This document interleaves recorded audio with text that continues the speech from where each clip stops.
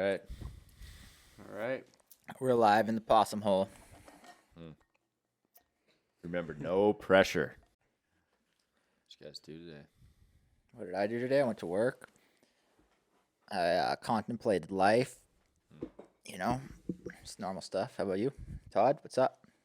Same thing. Worked. Installed some glass. Broke some glass. Oh, Contemplate life.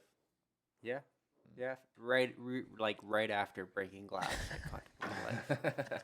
It's like, am I doing this right? dude, I like your shirt. Thanks. You blend into the wall. Looking pretty good. It's my spirit animal. The wolf. That is a wolf eye, I think they were doing. That's a wolf eye, right? Not the wolf is not yet complete. Cujo. Cujo? Yeah. Who's that? The wolf. Curtis Joseph. Oh, I didn't know he's a wolf. Curtis Joseph. Cujo? Toronto Maple Leafs. I didn't know he was a Cujo, baby. I didn't know he was defined as a wolf. That's what you call a wolf, is a Cujo. Didn't know that. Learn something new every day. Right? What is the movie? But isn't that a dog? I don't know. Cujo's supposed to be like a wolf or something. I don't know. I feel like you're the fact checker. Yeah, come on. You're the guy that's supposed to be Googling this stuff. Yeah, that's what Travis Marks does on Pulp. We need like a live Siri. Hey Alexa. We should. That'd be hilarious. That'd be hilarious. We'll just put Alexa on the table. Yeah, here too. that would be a good idea. Saint Bernard. It's a rabid dog.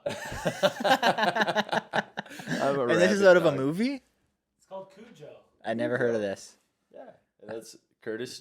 Yeah, I know. I'm Joseph. familiar with. He's a goalie, right? Yeah, Yeah, I'm familiar with him. that was my guy.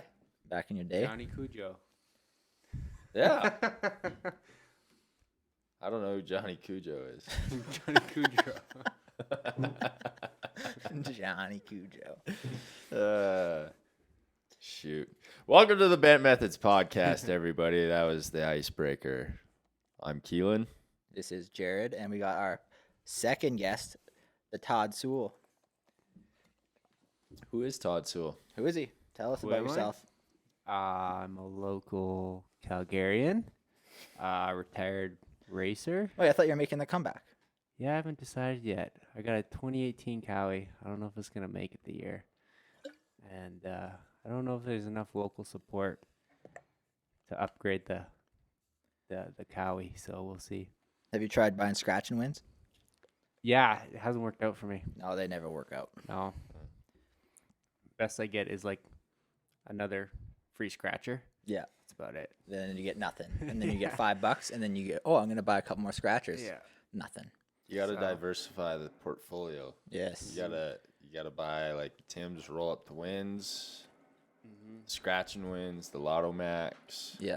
You gotta phone into the radio stations. I work right across the road from a casino. Could hit the Nino every now and then. Yeah, I've that's the done, key to success is diversifying the Yeah. portfolio. I've heard. Yeah. Yeah. These guys at work have been buying lotto tickets for the last probably ever 20 years. They have not won anything, but yet they still every Friday buy lotto tickets. When you split it, how many ways? They like 17 people buy tickets, so everyone buys a ticket. Oh, an individual ticket. Yeah, and but they it's in still the haven't pool. won anything. Like they've maybe I thought you guys pooled in for. one ticket. Yeah. No, That's how it works. 20 Pitching guys. in my 10 Everyone cents puts this in week. their There you go. 2 That would cents. make it like That makes amount you wouldn't even worry about at all. I guess. But Well, yeah. All you That need makes- is one number to win. I guess. But these guys are spending like some guys buy 2, 3 tickets. yeah. I've never. I think I went in on it one time and like this is ridiculous. Well, there was that guy that won. What it was like a ridiculous number here in Calgary. Yeah, Was it that was 50 recently. mil? Yeah, it was something high like that, like 50 or 60. 60. And I got very ambitious. I was like, It can Calgary's a happen. hot spot right now. It can I went and bought a happen. ticket. Didn't work. Yeah, well, that's- most of them sell in Ontario though, don't they? I have no idea. Probably the higher population, just more I think condensed. most But of them are in Ontario and Quebec. Yeah. I feel like if someone wins in Calgary, though, that's kind of your signal to not, because like how often does someone win in Calgary? Well, So there's somebody one guy won in Calgary, and now they're not going to win in Calgary for another 100 years. Yeah. I don't know. It's the algorithm. Yeah. The algorithm. Yeah, I've always done pretty well at the casino, though. I've only gone maybe 5 times, but every time I've made money. I went in there with like 20 The bucks. only time I make money is going to work, doing the 95, and going home and not spending it. Yeah, leaving your wallet at home. Yeah. The best day is you leave, you forget your wallet at home. Yeah. Theoretically, that is a way to make money. Yes. Yeah, that's It one way. sucks, but It's one way. Huh. I don't know. I haven't figured out any cheap, quick, easy ways to make cash. Don't know. This is when we're gonna do it. Right now. Podcast. Mm-hmm. Great things happen in the possum hole. Yes, So this I've is- heard. I haven't seen them yet. For everyone's probably wondering what the hell the possum hole is. Yeah. So, basically, I'm a possum. That's me. And this is my basement. So this is the possum hole. We couldn't figure out, like, call it the possums. What are we Possum gonna? Lodge. Why are you a possum? The possum Well, den. you should. We'll put a Yeah, photo we'll up. get We'll the put a photo up possum on the photo. Instagram. I go like this when I ride. Have So you I look seen the like a possum like it photo? looks I've seen identical. a possum. I've seen it just for our viewers. And Yeah, no. got Yeah, I that, look but- exactly like a possum. So you think it's like stress related or too I much think cortisol I'm just- in the system? You're just freaking out. Flight, I don't know. Fight or flight. You That just, bottom half of his front teeth are just caked in. yeah, ink every time I got like a dirt ring right here because I just like I don't know bite my lips and stuff. I don't know what I'm doing when I'm riding. I can't think about that stuff when I'm riding. I got bigger things to think about. I know when I'm riding, especially in the cold, my nose runs like crazy, and it like almost runs out the side of my helmet. you got a little snot mustache. yeah, Yeah. yeah, but I don't have the shit-eating grin when I ride. Yeah, I don't know. I So- don't think there's any way I could change it. I don't know. I think I'd probably ride worse if I changed it. I Yeah, look probably like just I'm hold your in- breath. But yeah, it looks like there's a photo. Well, I guess we'll put it up on the YouTube. But yeah, it's pretty resemblant of a possum. Or how do you even say that? Is it a opossum or a possum? An Opossum. That's how it's spelled. Like I Google An possum. OP? OPP. This guy should be looking this up right now. Opossum. You got it. OPOSS. That's how it's spelled? Well, that doesn't make any sense to me. I know. That's why I have such a problem Silent. with the English language. Silent O's at the front of words. What is this Makes about? 0 sense. Silent OPs. Interesting. All right, so let's talk about a little about your kind of your ankle. How's your My ankle doing ankle. these days? The ankle is solid. It's been held together with a plate and 6 screws. Yeah, so she's fused up. She's all one from my tibia down to my calcaneus. The joint between the talus and the tibia was fused. So Yeah. you just have limited range in there. Yeah, next to no range, but no pain. So, and before before I got it fused, I was really optimistic. Maybe I could like break up the scar tissue, work through it, but there was so much arthritis that I almost had no mobility anyways, and it was crazy painful. It was like every day, wake up, and it was pins and needles, like a knife right in my ankle. So now it's no mobility, but no pain. So Have you noticed anything like in your hips or your knee? Any pain? my like- knee, yeah. my knee swells up quite a bit. I need to find some like old people rocker shoes or something. Yeah, the Skechers. Skechers, yeah. Skechers, yeah. So, other than that, it's pretty good. I'm switching from snowboarding to skiing, just 'cause going toe edge hurt like a bitch. We'll see how that goes. I have to modify my ski boot a little bit, but the boot's pretty stiff, so I shouldn't have a problem with that. Yeah, just because like with it being fused, it's too much pressure on. Yeah, you just wait that Yeah, like- toe edge, and it's just I couldn't imagine. bouncing on my knee and my leg. It Yeah. hurts. So, So like kind of backtracking. So obviously we're talking about a huge ankle injury. You want to kind of? Do you mind elaborating on? Yeah, we'll what, get in what on kind of happened. So yeah, so it would have been 2013 September, last race of the year. Fresh off of partying and having fun all summer, still thinking I was a pro racer, but not taking it serious. I signed up for the think it was the Southern Alberta race. Yeah, it was. And like I was so unprepared. I was out of shape. I didn't even have a transponder that day. Someone was lending me a transponder. I don't even know if I had money for sign up. I think I borrowed money from my mom, thinking just because money was so good in Southern Alberta back then, like it was hard not to want to race. You get a podium with 4 guys, and you got $100 each moto. So you raced 2-3 classes. It was like a $500 weekend to come second to last. So, Yeah. so it's hard Yeah, not to you race. win, it's like, it was And like then a $3 winning grand back in the weekend day. was like George DeGraff back in the day. He used to pull good money from hitting all those races. It'd be the It only was a guy grind. racing, It was too. not fun. Made me hate motocross, going to all these dust bowls. And at the time, it was a spring and a fall series. And the spring started so soon that there's still snow. And then the fall ran so late that it started snowing again. So he always rode in like +5. And it was just long days. Yeah, So, a lot of classes. Yeah, so so end of the year, sign up, and I'm riding, and I'm not doing as good as I got bad starts, and I was doing this one line to make up time, but it was really sketchy.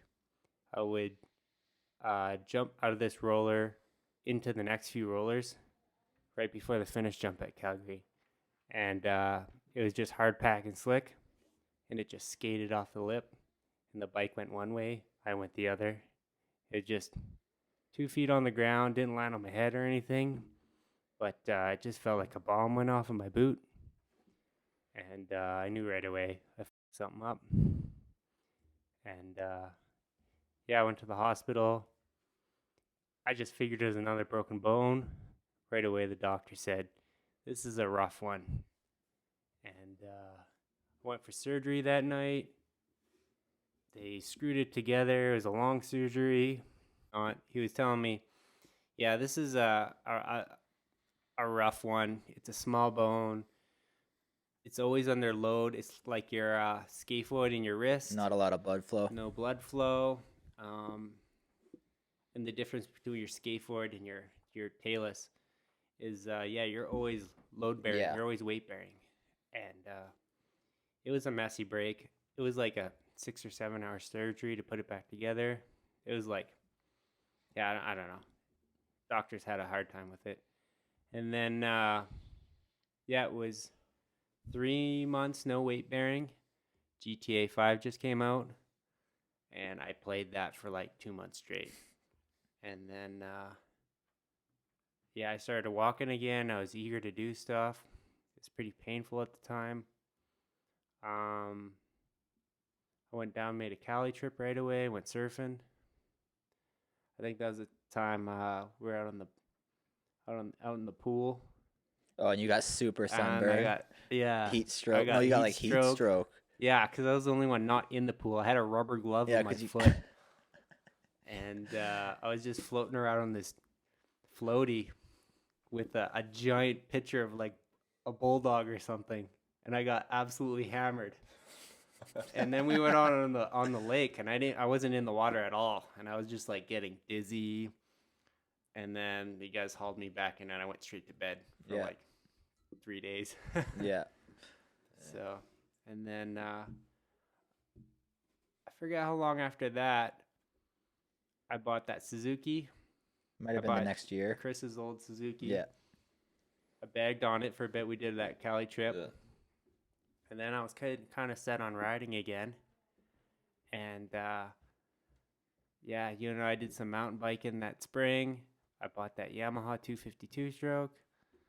And I had the best finish, my best moto finish of my career, my first race back. And Where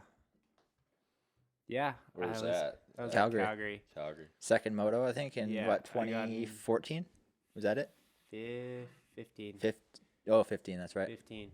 And that was a pretty sweet day. Yeah, you rode awesome that day. It helped. I wasn't in great shape, So it helped that I DNF'd the first moto. Save I a only little had to energy. do one moto. It's funny. I qualified good. I qualified like top 10, I think, out of the B group, which could be a little bit of a shit show Yeah. sometimes. And I had a pretty good start, and Seth Rarick and I tangled in the first corner, and I plucked that nerve in your elbow, that one that when you feel like you hit your funny bone. Yeah. And I couldn't feel my hand at all for like a lap. And I rode around. I was like, I still can't feel my hand. So I just pulled off. I was like a lap down already. Not worth it. And then second moto. I started, my gate pick was like 38th or something. You go far inside or outside? Way outside. And I'd ridden Calgary so many times that I kind of knew I had a plan how I was going to ride the track that day. And I let everybody go at the start and then dove inside. Yeah. And I don't know, first two laps were a little chaotic, but I went from like 20th to like, I think it was like 6th place in like 3 laps. Yeah. And then just found a groove. And the funny thing is, Seth Rarick and I just found each other on the track Yeah. again. And we went back and forth a couple times. And then I just found a pace I could ride 30 minutes for, and turned out to be 8th place. That's solid. That's pretty. Like, how many years off? That's after 2 years off of not racing. Come back, your first race back, grabbing 8th. That's amazing. I was stoked on that. And then the next year, I didn't have a great off season, nor did I have a good spring. I was like short of cash, and I was trying to save money, so I bought like a used bike to practice on, had a new bike to race, and it was just like trying to get shit together to go racing. It was a disaster. Jared was my mechanic, and I struggled. I had a couple good motos, but Yeah, you definitely had you had speed.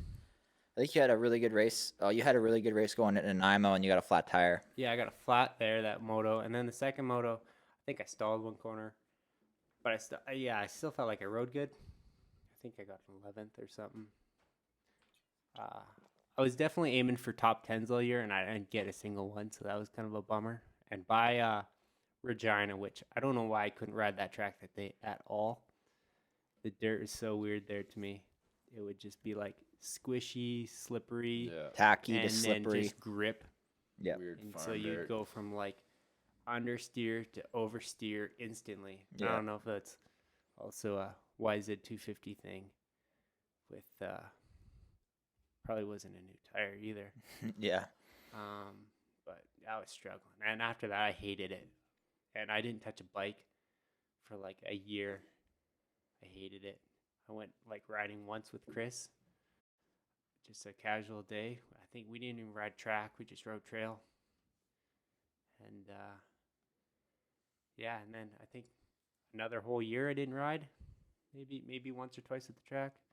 And then just this year, I got my ankle fuse, and then I bought that Cowie 450 at I bought it on Kijiji it was the end of 2018, and this thing had like no hours on it for like $6,500. It's like, wow, getting another bike. Yeah. That thing still had like the little the Yeah, knobbies it on the was- stock it was tires. brand Like new. the little, not the knobs, but like the little The little nipples. Yeah. on It was them. it was brand yeah. I'm like, new. you got a sweet deal on this thing.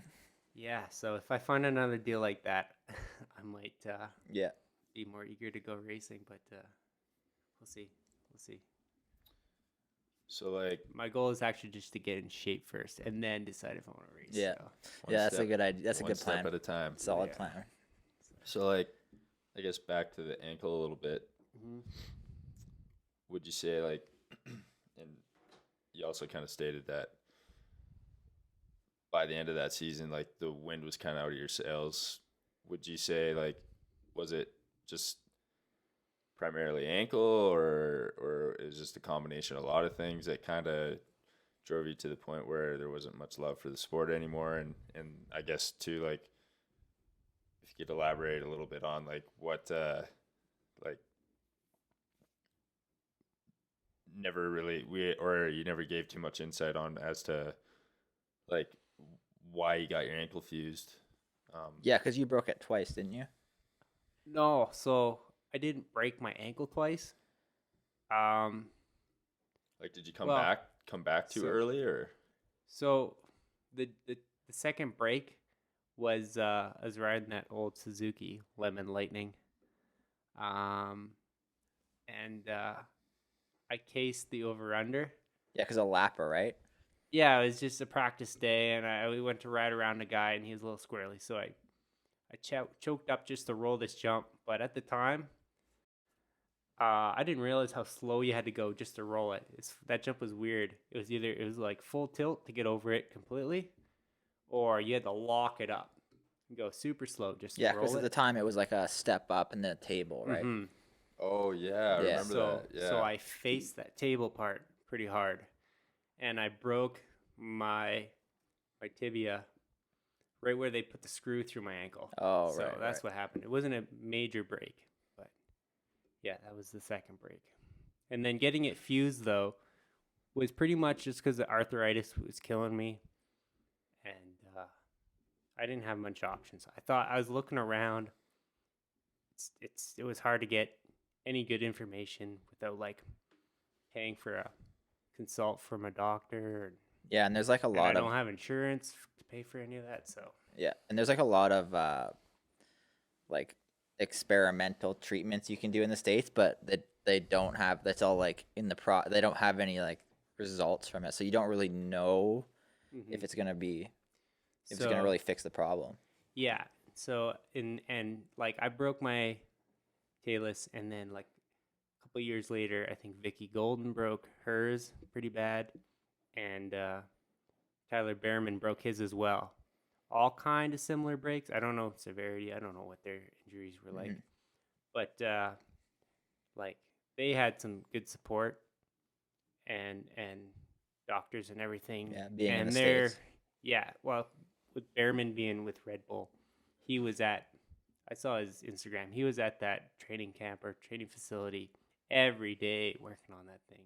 Yeah. And like Canadian government only gives you what 10 physio sessions after an Yeah, operation. yeah. So that goes pretty quick.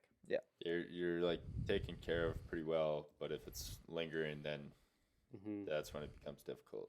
Yeah, it's great if you're about to drop dead. They'll keep you alive. Yeah.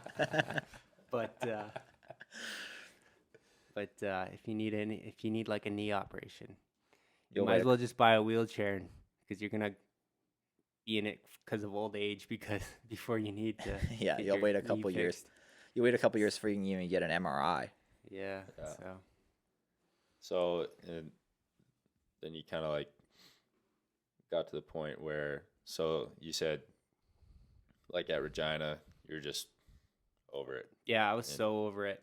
I was hanging on to this dream that, well, it's kind of a me not taking it serious enough, knowing that I should have had all my ducks in a line, like March, and like all my bike, all my everything sorted out back then, and already be in good shape, and then I would probably had way better results, and not felt the way I did about the series. But yeah, I was just so over it, so over just everything, man. Yeah, It was hard. and to be fair, like taking a couple years off, like you took 2 years off, came back and did one race, had some good results, Mm-hmm. and it's pretty. You kind of underestimate how hard it is to come back after having a prolonged like period away from the sport. Like I took a year off in 2016, and it, Mhm. like you definitely like took me a couple races to get back into it. So I think it's like you kind of underestimate how much you kind of Mhm. lose. Like not even just as like you might have the speed, just kind of like your racecraft over the years. Totally. Yeah, it's the same thing. Like last time I signed up for a Super Saturday, like I remember, I know I'm the way faster pace than the guys in front of me, even when I get a bad start. Just my ability to pass guys that are only like a second or two a lap slower than me was really hard, Yeah. especially on like a smooth Yeah, flat not a lot track. of But I lines. used to be able to do it way better. Yeah. It's not like you like take it for granted. It's just like you don't realize how those tiny little details in, I guess, as you as a racer can leave you when you're away from the sport. It's like even like us as Canadians taking the winter off, and then we get all excited to ride when we go down south to California or wherever, and you hop on the bike and you feel good, but there's like, it's like your brain's not there. It's like your body or like your mind wants to go a certain speed, but your body can't keep up, and your mind can't quite keep up, and it's a sketchy situation to be in. Yeah, like all the tiny little things that you hone over the previous year. That everything was just on autopilot before, and you're not thinking about all those little things. You're just thinking about how you're getting your way or making your way around the track. Not like the last time it would have been September last year was the first time I hopped on a bike in a while. I hopped on Pat Shippett's 450, and I hopped on the hill track, went up the hill, came down. I almost forgot what side the front brake was on coming down. I was like, holy shit, what's going on? I was thinking like too used to mountain bike. Yeah, that's the thing. I was thinking, okay, mountain bike's on this side. It took a couple laps, and then actually the next day, I think I found that Cowie in Edmonton. We drove up and bought it. Yeah. So, and then this spring hopping on, I got out to the track quite a bit, and I felt good at the end. I was thinking I might even sign up for Calgary. And then I got carried away mountain biking, and then I didn't hop on a bike for like a month. I just went mountain biking with Riley for like a month straight. He was down to go, and I was sure. So found a new love for a bit. Yeah, well, the biggest thing is like I have so many hobbies that I'd like to do. It's always finding groups of people to do it with you. Yeah. It's hard doing hobbies by yourself. So yeah, we're always tied up doing motocross stuff. So, you want to go mountain biking. Yeah, it's way funner to go with a group of people. But yeah, like you're one of the guys that I've always kind of like. You've like even the couple days. I don't know remember when it was, but the track was super dry this year, and I was out doing moto. It might have been before Washougal, and me and you were out riding, and I'm like, geez, this guy hasn't rode at all, and this guy is still just ripping. Like, you're one of those guys that, like, if there was anyone, I wouldn't be surprised at all if you were able to make a comeback next year and have some good results. Yeah. It's I know that too. I know I've got talent. Everybody's told me, and I feel that way when I hop on a bike. Some of that stuff comes easy, but. Yeah, I've been struggling a lot, getting my shit together in the gym, getting my shit together with bike prep, bike setup. Yeah, if I got that shit together, I feel confident in my racing. But yeah, saw this hilarious article a couple weeks ago. See if you can find this article. Motorcyclist. Crushes cyclist world record. Motorcyclist who identifies as a cyclist crushes world record. So funny. It's like an Onion article. It's hilarious. Yeah. Set the 100-mile record of 3 hours and 13 minutes. Score of well under an hour. Read some of the details. It's so funny how they describe it. It's so funny. I was thinking about identifying as a female and maybe going for my first women's West title next year. And make even less money. No, dude, they make more money. What? When I got fifth in Calgary. They get their own money. I got fifth in Calgary. Dom got third. She made like $200 more than me. Yeah, you're in 250 class. Yeah, that's true. Fair enough. Gotta bump it up. I need to put some weight on, dude. I don't know if I can. I don't feel good when I put weight on. I don't know. How much does Martin weigh? Jeremy Martin. Probably like 100 pounds. I bet he's like $130. He's tiny. He probably got 20 pounds on him. Somebody was telling me that because RJ Hampshire just went to Husky Husky, so he's with Alden now, and he's like a big dude. He's like, Mhm. well, fairly big. He's like 5'10", 5'11". Yeah, Apparently, he's down to like 130 pounds. that is That's ridiculous.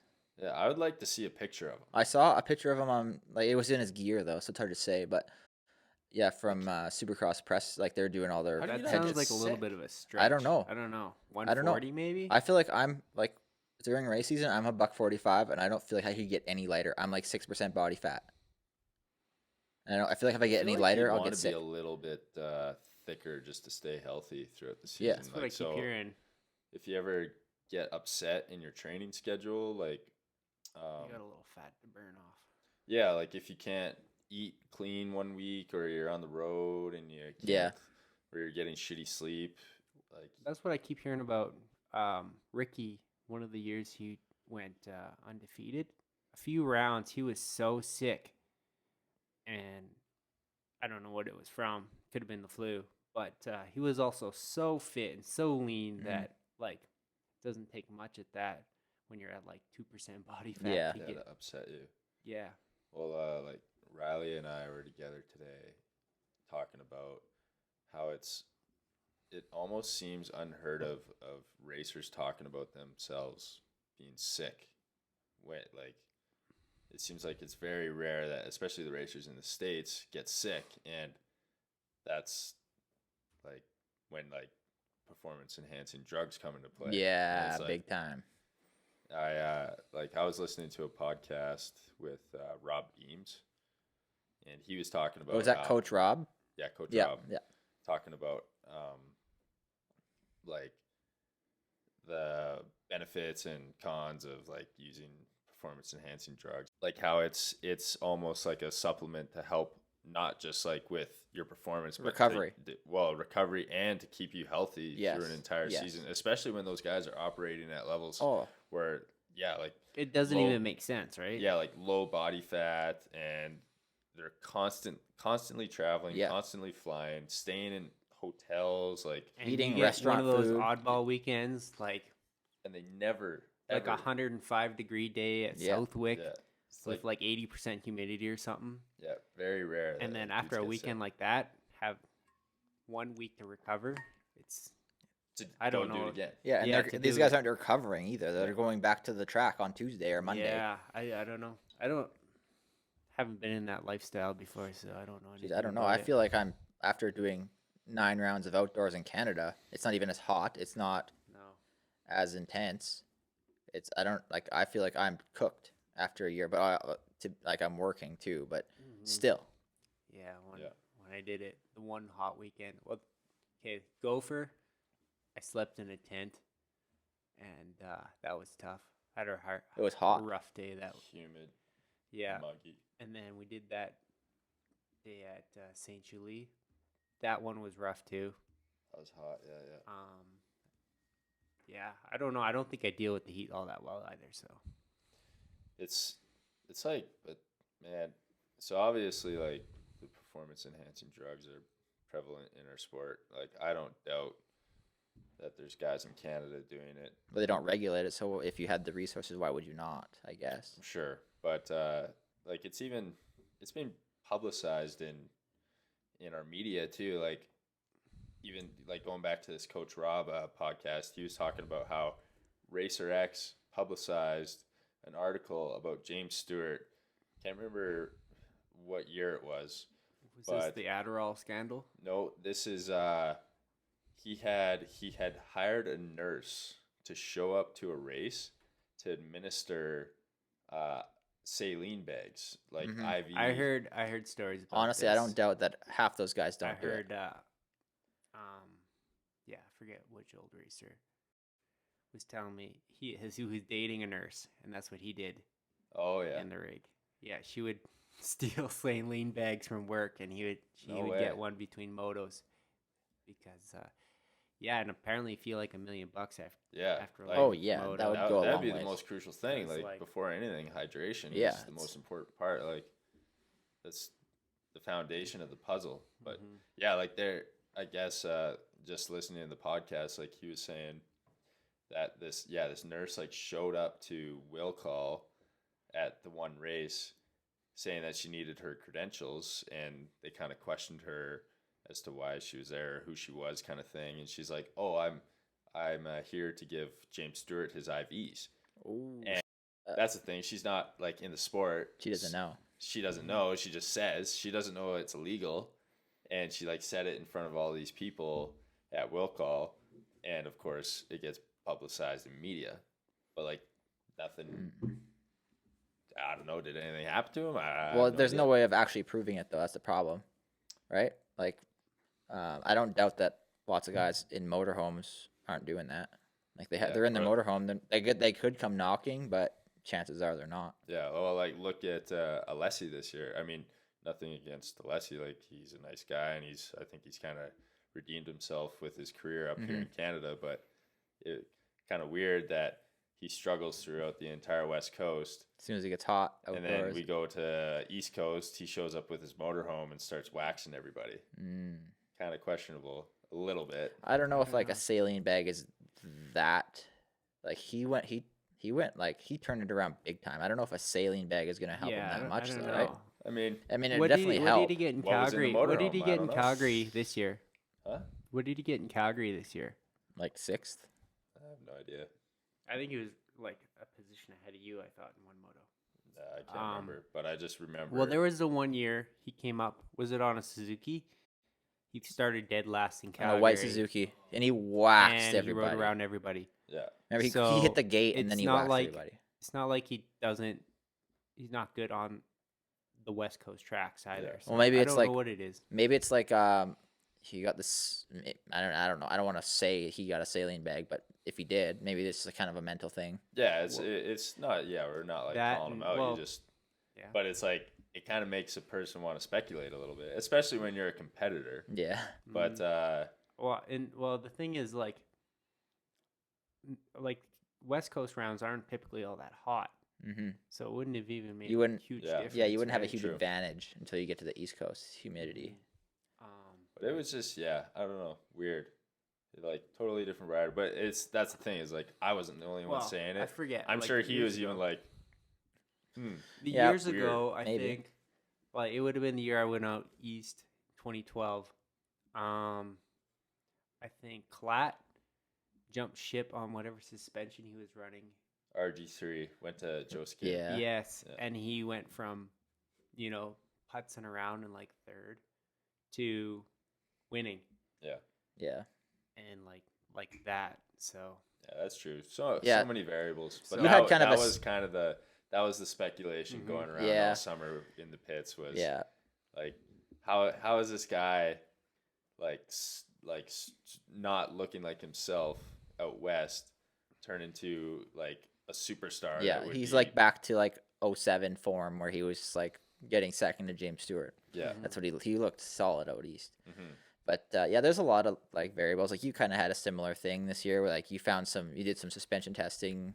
And you found some settings, and you had some good results. Yeah, so there's a lot. So maybe you're on saline, you freak. If anyone wants to help me out with saline, I'm in the market. Did you find some of the shit they wrote in that article? Yeah. Okay, let's listen to some of this stuff. In an inspiring story from the world of professional cycling. So it was in a local qualifying race for the World Road Cycling League. The motorcyclist crushed the previous 100-mile record of 3 hours and 13 minutes with an amazing new score of well under an hour.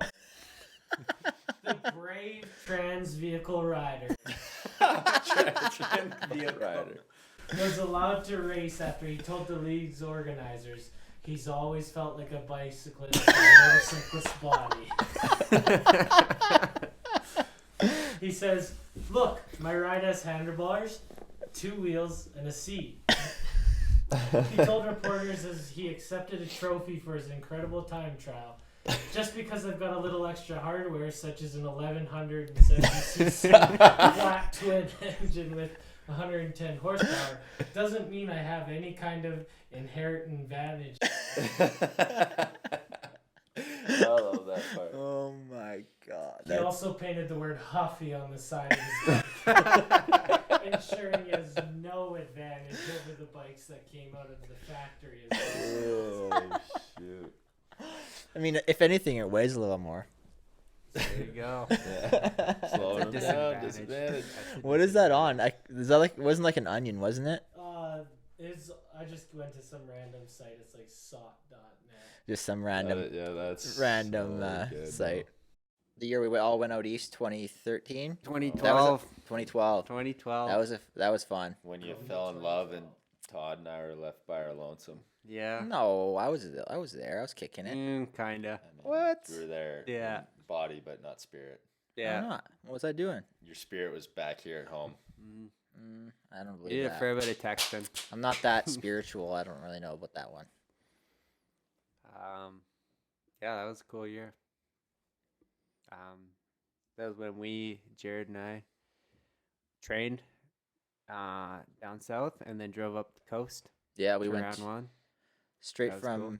what was it? We went straight from California straight to the island. Yeah, we rode that one day in Oregon. That was in Riverdale in Toodle. It was Washington. It's like between Seattle and Portland. Yeah, It was muddy. Was it But not muddy no, as hell? the first year I don't think. Oh, did we only ride We did it it- 1 year? I think we did it 2 years. Is that where they hold the Thursday night races No. before No, Hangtown? no, no. No, what's that? What's that kid who rides that Carson Brown. Carlson Brown always has Oh. videos there. Yeah, we rode there.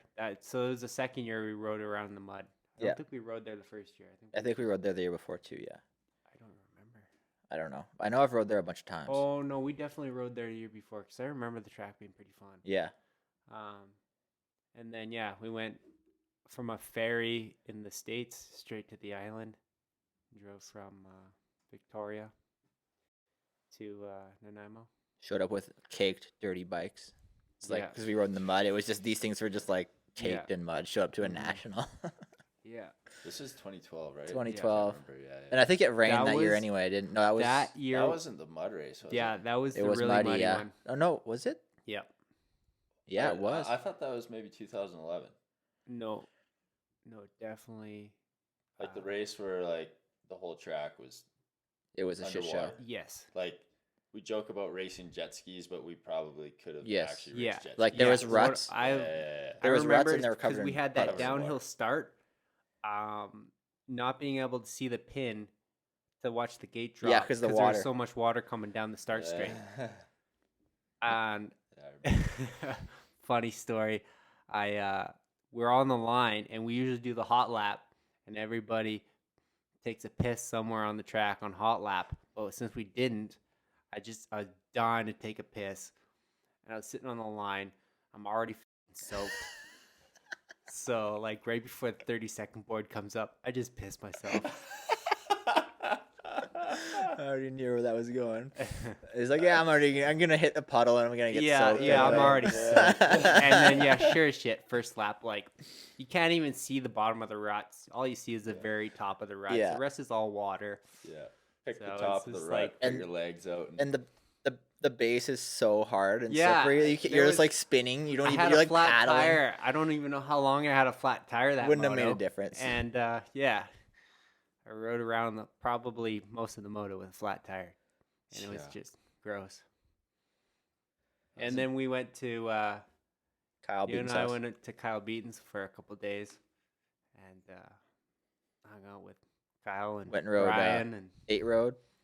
Road 8. What is it called? 8 Road. Road 8. Is that place still there? Do you Road, even know? No, it's gone, but they got a new one that's like they call it 6 Road. Oh, really? Yeah. So the old one's like shut down, but they got another one like big sand pit. I guess they got an actual track punched in there now. Oh, really? Really? Cool. Yeah. Yeah, that place was sweet, but I can imagine riding there all the time. You just cook clutches and Yeah. so hard on bikes. yeah. So when I rode it years and years ago, probably like 07. And you rode way closer to the road. And the last time we rode, like the one section of track was probably like 10 feet from the river. So I think I don't know if you still can ride, or when we were there, you could still ride all in there. but it was a pretty big piece of property you could ride at. So, and it's all sand. I'm sure all the way down that riverbed is sand. So I'm sure that 6 Road is probably a good time too. Six Road. 6 Road. That's funny. They're I'm friends with this guy on Facebook, and he's always posting pictures there. It's like, do you guys remember Farshad? Yeah. He's isn't he like freestyle guy? Kinda free He's ride. like- Kinda. He's friends with that guy that did who's that guy? One of your buddies or something you knew. I met Frashad at 8 Road like way back then, 7 years Okay. ago. Yeah, he's like kind of in the moto scene. Well, I'm friends with his dad on Facebook. Oh, and yeah. his Oh, dad's yeah. like always posting Yeah, pictures. so it's funny when I went there that first time. Frashad and his dad came out, and I don't know if his dad had like a used car dealer or something, but he took like a car off the lot, Yeah. like an old 4x4 pickup, and they dragged an old piece of I-beam or something around. He's like Yeah. still doing that. Yeah. He's posting pictures dragging this I-beam around Yeah. 6 Road. So he was doing that at the old property, and that's how we got to know him. And yeah, Frashad and I like did a couple motos together. Didn't Yeah. really talk much, or we bullshitted that day, but I never kept in touch with him. But yeah, Yeah. I know who he is. Yeah, It's yeah. pretty funny. Yeah, he does. Kind of hangs out with Chris Foster doing Yeah. flips and Yeah, stuff. that's who I and- was thinking. Yeah, they're always like throwing backflips at the pit there. Yeah, I seen some videos of him doing like sketchy flips off of Yeah. like this carpet sand booter thing, Yeah. right? Yeah. Yeah. So so it was back to the series. We were in Nanaimo. And I think we went to Kamloops. Kamloops, Yeah. Edmonton. That was back when like they had the back road to Baghdad and the crazy Yeah, that that was was the, such a sweet that track. year was when It's like Kamloops was sick. I loved it. yeah, That was old good. track was badass. Yeah, that like sand section was Gopher Dunes packed into 2 lanes. Yeah, it was funny though. Like a lot of the East Coast guys struggled in there. I made a lot of passes in there, and then I go to Gopher Dunes, and I'm like, I don't know what I'm doing. Yeah. So I don't know what's different about I it. loved that old track. That track was sick. Yeah, it was good. There was talk about it being back on the circuit for 2020, but Yeah, I heard Mission was almost going to be back if you on. look at the schedule, it says Kamloops on it, but it's not the same name, is it? No, I thought it said Kamloops. no, it says Prince George. yeah, Prince Oh. George is So it goes still Calgary, Prince George, Drumheller. Regina. Is Moto Valley, is that Regina? That's what I Yeah, Regina. it's Is that the same name they used to go under? Yeah, Yep. it is. Really? I don't remember that. I was like, what the hell is Moto Valley? Yeah. So Regina's Moto back. Valley, and then Yeah, so we're at back then it was we're at Kamloops in Kamloops. Calgary. Were we Edmonton first or Calgary? think Or we no, all- yeah, it was Edmonton. Oh. Edmonton then Calgary. Or no, Yeah. it was Calgary then Edmonton. I think they swapped. Flip-flopped it. Yeah, that one year it was Edmonton, then Calgary, then the next year it was Calgary, then Edmonton. 2013 was Maybe.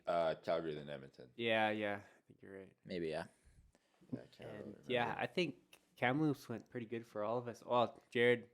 I had a broken foot. I You broke Jared- my foot a couple weeks before Nanaimo, so I was like kind of just riding I didn't around. know how Yeah, you no, guys I remember think that Jared far kept back. eating shit. Well, that the whole year was a big saga of Jared eating shit.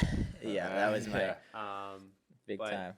You had a pretty good weekend then too. I think you got Kamloops? some top tens. No. My first top 10 came in Moncton that year. Oh, Yeah, I got top 10 I that same I don't think I got weekend. a single top. You 10. got I think you got 9th, I got 10th. I got maybe an Yeah. 11th. Or no, I got an 8th. You got 8th? The Okay, only maybe you got, reason I think I got remember 10th. is because leading up to that weekend, my old man and I had this crazy fight at that campground we were staying Yeah. at, like just down the road from the Moncton track. Mhm. And it was basically threatening to like pack up the rig and go home. And well, of course, me and my dad, being the loving couple that we are, kissed and made up. Yeah. And yeah, it was weird. Ended up just having a killer weekend. But no, I don't think. Yeah, that was when my first top 10 came, was in Moncton. But Okay. Yeah, And I've then- always done pretty well at Kamloops. I was actually just doing really enjoyed good. it. Even if I didn't have a great weekend, I just had a good time. I always remember the track Yeah, being super fun. yeah, Only thing I remember being always hot as balls. Yeah. That was always tough. But I always thought it was a cool track. Yeah, I used to like it better the way it used to go. you know, even oddly too, like I thought most of the West tracks were pretty good. Even Edmonton, like the prep wasn't the greatest, but I had fun at the track. Yeah, I had fun at the track, it was too. oddly kind of cool going fifth gear wide open down. Yeah. the straightaway, getting Until you're pelted. getting roosted. Oh, I don't think it was that year, but the year after I got a bad start and just making my way through the pack. I had welts that turned into like a bruise from my wrist all the way to where my chest protector ended. It wasn't even just like points of roost. It was like one giant bruise at the end. Yeah, just purple arms. Yeah. It's crazy though. Have you ever gone like on a practice day? Roost hurts so bad. Oh, I do. And then on you go practice into days- in a race day, you got the adrenaline going, Yeah, and you just don't like- even feel it until fuck after it. you're off the track. Yeah, Feel on like practice day, one I little just- pebble on a practice day. and Yeah, you like don't even wanna ooh, ride. there's some Yeah, lapper just practice kicked day, like I'm Dom like me. skipping track to cut in front of the guy. I'm not even gonna bother trying to pass him because I don't want to eat roost from some old vet guy. Yeah. Well, part of that is the track is usually a lot drier though, and it's like marbles. And Edmonton roost though is like those like hard marbles. Yeah, those are like little pellets. They could knock your lenses out of your goggles. Yeah, and Jared ate shit there too. Yeah, that all was the on the time, finish man. jump. Oh yeah, that yeah, was a good Oh, one. it you was- remember that too, right? So, how'd that happen? It was rain. It poured rain before a moto. Yeah, no, I don't think it was poured, but it Yeah, you got was a little like sideways. probably just the way that dirt is. You water it at all. and Yeah. it was a skating rink. Yeah. Well, part of the and, problem and was two other people on that same jump just like skated off, Yeah, but they- Jared's was like the problem with mine bike was one way, Yeah. Jared the Yeah. other. The problem was my back brake. I had a rock in my back brake. So as soon as I went to chop the throttle, the thing just went. Whoop. Yeah, that was. How sick was that jump after the finish line though? Oh yeah, it was fun. That And big- I big remember one? what was the first year we did it? 2010. Edmonton. I remember, Yeah, I remember racing being way 2010. bigger back then. It was awesome. I love think the track over the back years then. it kind of shrunk. Got smaller, yeah. That was like my first race. I actually did decent. I got like 13th there in 2010. So that was. I love that track though. It was fun. Like even though it's a shitty track, I thought I did pretty well there. Yeah, I don't know if the stars were aligned. They got like that perfect amount of rain. Which they did luck They- out with the one year. Yeah, the though. 1 year they did. And if they had some really good equipment, that it's that dark loamy clay. And I'm It's sure good you dirt. could. It Yeah, just you takes could. the proper prep. And the Same with proper Regina. equipment. Yeah. What do you think about Regina being back? Do you like that place? Yeah, I think it'll be good. I love They Regina, actually. usually have Yeah, their the prep layout's dialed there. fun. Yeah, I don't know why I had such a problem there. It's weird though. Like in the morning, it's so sticky. It's kind of weird. Like it's like grabbing you all over the place. But what Yeah. I find once it kind of hardens up, and as long as there's good ruts, Yeah. it's really fun. Yeah, That's very fun. I think it'll be good. It's kind of a quirky track. Like it's definitely not. I like best using built. that valley. The 1 year I did it though, they like last minute decided to like add a section or something. Yeah. And you could tell Yeah, that was yeah, like yeah. hodgepodge. Yeah, no, I think it'll be good. Yeah, and I think drum will be good too. It's definitely gonna be crunch time when the season or when the snow melts and hopefully there's not too much frost in the ground. But Yeah, they got the same kind of dirt. yeah, same kind of dirt. It's Yeah. gonna be a bit of a challenge being high up on a hill there and exposed Yeah. to wind and Yeah. not too much I coverage. hope they add a bit of something. Hopefully they get a hold of some sand, loosen up a couple sections. Yeah, But, but they're committed, so I think it'll be good. And there's a new layout coming, which I'm pretty excited about because I kind of helped with Yeah. it. But Also, if you do good there next year, I'm protesting. there you go. Nice. Cheated, Cheater the- lines. cheated you got the cheater lines. because I went and made them. Yeah. Yeah. So 2012, West Coast was all right. Went to East Coast and then went south fast. Big really time. quick. So We had a rude awakening. how'd it go? You went to Oh, Baja. you went to Baja Baja. Acres messed up my foot. Oh yeah. Oh, that's right. I tore or like sprained. Or Oh, yeah, you tore didn't even my race ankle St. or Julie, something. did Yeah, you? I didn't race Gopher. Gopher or Oh, St. yeah. Julie. No, I raced St. Julie, but my foot was like Okay, still and then you super took messed. Gopher off. So Yeah.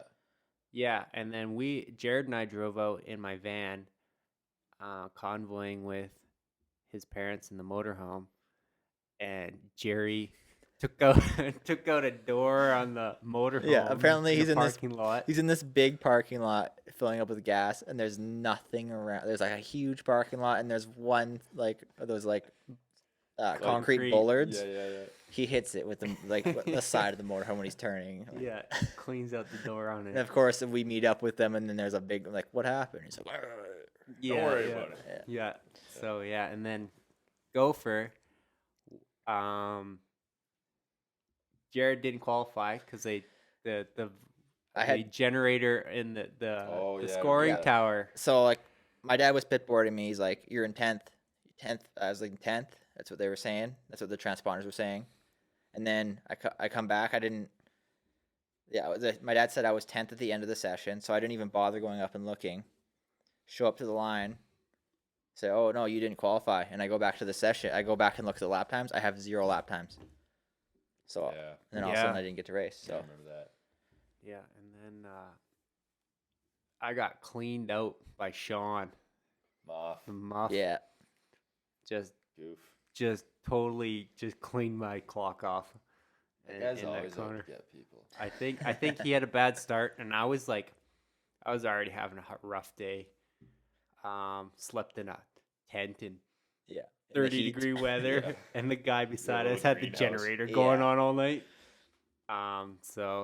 And I don't have enough time in the sand to be any kind of sand rider. So I was like probably 25th at the time, not having a good day. And Sean comes like full tilt into this corner and cleans us both out. The bikes are like tangled. I flip my bike off and it's pouring coolant. And I push it off. And I was first moto. And I was like, I don't even want to fix my bike and go out. I didn't have a radiator anyways, but I'm done. So Just defeated. defeated. Yeah, This'll do it is to ya. definitely a rude awakening going out there for the first time. Like, you There's think a lot of guys that had some upsets or, rude awakenings. Like Trey Franklin, that one took a toll on him, I think, mentally. And all Yeah, sorts of he guys had a that- lot of hype. right? Yeah, he almost has that had pressure on him. Todd Yeah. Shumlick pumping him up. I think he probably had everybody in Northern Alberta pumping him up. Yeah. And he did have a pretty good program going up, leading up to the series. But yeah, it's a different ball game when you go. Yeah. Regardless, though, still super talented dude. Oh, yeah, He for had sure. a good run at Edmonton, I think, because he whole shot at a. He whole shot. I don't know One what he ended moto. up. I don't think he ever got a top 10 though. I don't know. Don't quote me on this. Maybe you probably can't even find it anymore. Yeah, it's gone. I think all those results are toast. Yeah, I Um, don't know, but yeah, I- Gophers. That means I don't even have a resume these days. I got a blank resume. You can't even find your Yeah. old results. You should just put like all kinds of good results. I'll on just there. make stuff up. Yeah. You can turn your world mini titles from C class. Yeah, A there you go. class. A Well, class. they might track those ones, but all my Southern Alberta championships in second to George, I could just switch to a 1. They won't know. Yeah. Yeah. First and second. Yeah. You got first. Just get phone George and ask him if he can take a picture of all his trophies. Yeah. There you go. Send it to you. I'll just, my one trophy, my crown jewel trophy, most likely to whip it. Yeah. That'll be my whole resume. Yeah. This is all you need to know. Who got 2007. did you get the ambulance one too, or who got the ambulance one? No, I don't know. Bro, that was from the Wild Rose banquet Yeah. with all the local riders. Mhm. Somebody, I can't remember who. Maybe it was like Oh, Cole it was Daneshek. that year. It was Chris Scott, Matt's brother. Oh, most likely to wind up in the ambulance. Yeah. I don't think I ever got one of those. No, you should have. Yeah, I like definitely should've. every other year. Yep. That's me. Yeah. What else happened? Oh yeah, so we're at St. Julie. St. Julie. No, I thought Which- St. Julie was before Gopher. Was it not? No, we went. Gopher, St. Julie, Sandalee. No. did Oh, we go Sandalee was Sandalee? after. So it went. No, Yeah, no. it was go for St. Julie. Yes. Yeah. And then Sandalee was second last. Yes, that's right. Because I So, knocked yeah. myself out there. So Yeah. and then that was that a week off or just There was a week off before Moncton. I remember because we spent the Okay. week, 2 weeks in that campground at Moncton. yeah. And in Quebec too. St. Julie. Oh, yeah, That, Quebec. So one that- was gnarly. Leading up to St. Julie, my dad drove out in his motorhome with a motor for my other bike, and I put it together in the parking lot at St. Julie or Sandalee because we were practicing that day. Yeah. and I didn't put one of the either temperature sensor or like an O2 sensor clip together completely. So and I lost the back brake spring. So I'd land and jump, the pedal would slap, Yeah. it'd stall the bike, and when the bike was hot, without that sensor clipped together, it wouldn't start. Yeah, because you did that to your So- race bike too, right? Because then that's what happened at St. Julie. Yeah, and it stalled. I couldn't get it started. Right at the bottom, very bottom, I think right before the finish jump, and old man Kirk had to run down and push it up. And that was a big ass hill on a hot day. And Kirk like motors up this hill, gets it to the pits. He's sweating his bag off, goes in the motorhome, don't see him the rest of the day. Yeah, watching NASCAR. He was spent. I almost gave him a heart attack that day. That day was so hot. Yeah. Yeah, I think the humidity is what made it bad. It was like 35. No, it was like 38 or something. It was With the something humidity, stupid. probably. It was definitely hotter than Gopher. Yeah, Yeah, and the humidity was crazy. And the I sun, remember. I remember the sun was burning too. Like the sun just felt hot. Yeah. Yeah. It's one of those like blinding days. Yeah, and then. Yeah, I had mixed results there. Jared wadded up. Yep. And then I don't even know what I did. I think your ankle was killing you, and the heat got you. Yeah, And I yeah, remember you had the a- heat definitely got I me. think you had some pretty rough finishes too. Yeah, I had a big crash because I remember Oh, remember that new Jared's. section they added? Yeah, what? They added that like new like section back behind the trees, and it was super narrow. It was right after the start. No, the start. It was a start. Oh, that was one of the crashes. Yeah, yeah. No, yeah, Like, that was. But I got they that was were when I got the reaming on ruts you named for- after me on TV. They're like the Petruska ruts because I got like a wicked start, Yeah. and then I came in and I came over the jump, Wadded. and the ruts were full of water because they overwatered it. Yeah. Then I came in, I couldn't see the ruts, and I just like hit it and tucked the front end. But I think next moto I came like that new section they added, like you do the step up, right hander, back down the hill, left hander. And then it goes like in like back behind the trees. It was super narrow. Oh They just, yeah, like, and then right after that, they had that weird ski jump. yeah. that right was- right there. Some guy crashed in front of me in the second one on the first lap, and I just like came over the ski jump and hit him, and landed on his bike and just went. Yeah. Yeah, that week off in that campground just outside of Montreal. We kept going to that what was it? St. Apollinaire St. track? Oh, that Apollinaire place with was the- That was sick. so with fun. the Allison brothers. That place was so Yeah. much fun. Your dad probably got one of the best photos I ever have of myself. Yeah. It's that one right there. Here we go. That whip was pick. Such a fun track. That's at St. Apollinaire. Yeah, that was good. I heard it closed down. Yeah. Yeah, it's down. That was so fun, like going into Quebec City with the Allison brothers, and I Yeah, I can't remember think who that else would've was been there. another Jared year. Stock. I don't think I did. I don't think I went either. Where is this here? Quebec sure? City? I never went to Quebec City until we went there. Oh, no, because we went to Deschambault to practice after Moncton, right? I can't Yeah. I remember going to Deschambault. Didn't we? I thought we all went into Quebec City and like partied a couple nights. On me. No. Oh shoot! I guess. But me and Todd, I think me and Todd we met you at Deschambault for sure. I guess I'm the degenerate. Was there Alverton that year? No. No. I'm getting all confused. Was No. Deschambault even on? No, it was. We wasn't. just went there practice, Yeah, jeez, I can't remember. and it was super dry, and it wasn't nearly as sandy as it on race day. Yeah, it was weird. It would go like bone dry and then the odd mud hole or something. I remember. I know I for feel sure like you were we're there. Messing around. There was Saint Julie, then it was Moncton. And then Sandaley, Walton. Oh yeah, so that's 5. Yeah, and so we went. But I I remember. thought there was 10 rounds. I think there was 9 back then. Well, no, Are you because sure? There's- we had 4 out west, didn't we? Yeah, we had 4 at West. But that's only 5. Gopher, Saint Julie, Moncton, Sandaley, Sandaley. Walton. Walton, 5. 5 plus 4 is 9. Yeah, Oh. I'm certain there was 10. I don't think that year. I don't remember. I don't think so. I really don't think there was more than 9 that year. Yeah. Oh, and then I remember when we were camping in Moncton, we went to that driving range. Yeah. The driver this guy gave me had a dent in the top of it. No matter how I swung that club, dead straight, 200 yards. You're gonna I steal could, that like, club. Happy Gilmore. I could close my eyes and just haymaker it. Yeah. Dead straight, 200 yards. Should have took that club. You should've Probably just some snagged it. old women's club or something. It was great. Tin Cup. Hmm.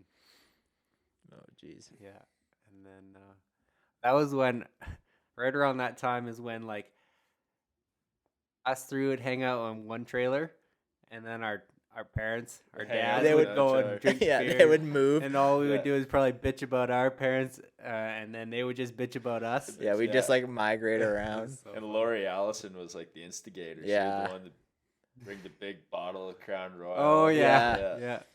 They'd polish off a whole bottle of Crown And Royal then for the night. at Moncton that year after the race, Lori bought like a crate full of lobsters. Yeah, that was the first time I had yeah. lobster. We're always like have vice grips. Yeah, we're yeah, cramping ripping into these this thing. lobster claws That was apart with awesome. pliers and shit.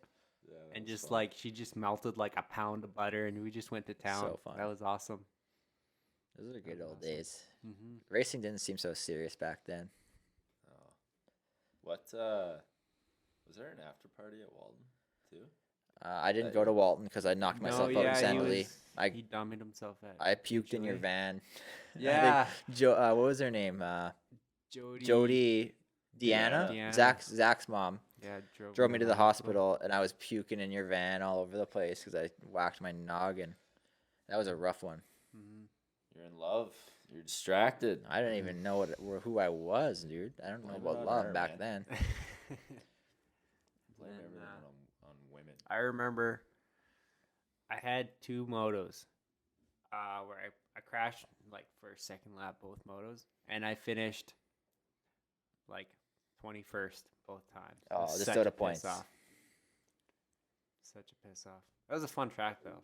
I'd like to ride St. Julie just on a good practice day. Sandaley, you mean? Yeah, Sandaley. Yeah. On just a good practice day when there's like 5 or 10 decent riders. Yeah. It'd probably make some fun It's a fun lines. track to practice on. Yeah. Yeah, racing. Some spots were narrow. Some It is spots were super sketchy. narrow. And it's But- fast too. Yeah. When they remember they added that back weird section. Oh, that, Yeah, that yeah. 2012, yeah, Yeah. yeah. Mhm. When it like went out into the boonies for Yeah. some odd reason, Yeah. Yeah. like riding through. Yeah, if you went Yeah, it was down weird. there, All no one would grass. find you. Yeah. You'd be gone forever. Can you imagine how pissed off my wife would be if I swooped in on the women's class and just took the title? Dom, I identify as a vagina. I mean, I would split the winnings with her, maybe. Maybe. I mean, that could backfire on you. Like in How all so? sports, though, I mean, I don't see this being a huge problem in any kind of amateur sport No. at all. Professional sports, yeah, but as soon as there becomes money involved, you gotta know there's gonna be some dude who's sick and tired of coming like I'm gonna 10th turn it place down. in whatever sport Yeah. he is in, and he's going to make gonna the, turn it make down. the switch. Yeah, no, I'm but gonna turn I'm it actually surprised down. you see, like in cycling, that these men that now identify as women are just crushing these like road races and stuff. The women are kind of embracing it somehow. Yeah, They're I like think on the it's a podium. I don't know 50-50. how. I'm sure they're pissed about it. I think it's a 50-50, but How many the of thing these is, people are there's actually no- doing uh, this it's though? not- There's a lot of articles I'm about it. thinking as soon as it's a big sport with lots of money, it'll be a problem. They have to shut it right? down. maybe. Well, how about this? Like, I see this as a business opportunity. That's what I mean. Like, They have Paralympics. We could have Tran-Olympic, transgender yes. Olympics. I think we should have it. We should. I don't see why not. I'm not anti-transgender. How we that- sounding? that- Oh that yeah, that sounds bachelor damn party good. was I think all you guys should get up sick. close. Yeah, Keelan, you missed out, man. What? Bachelor party. It was awesome. Yeah, you should have skipped Walton for it.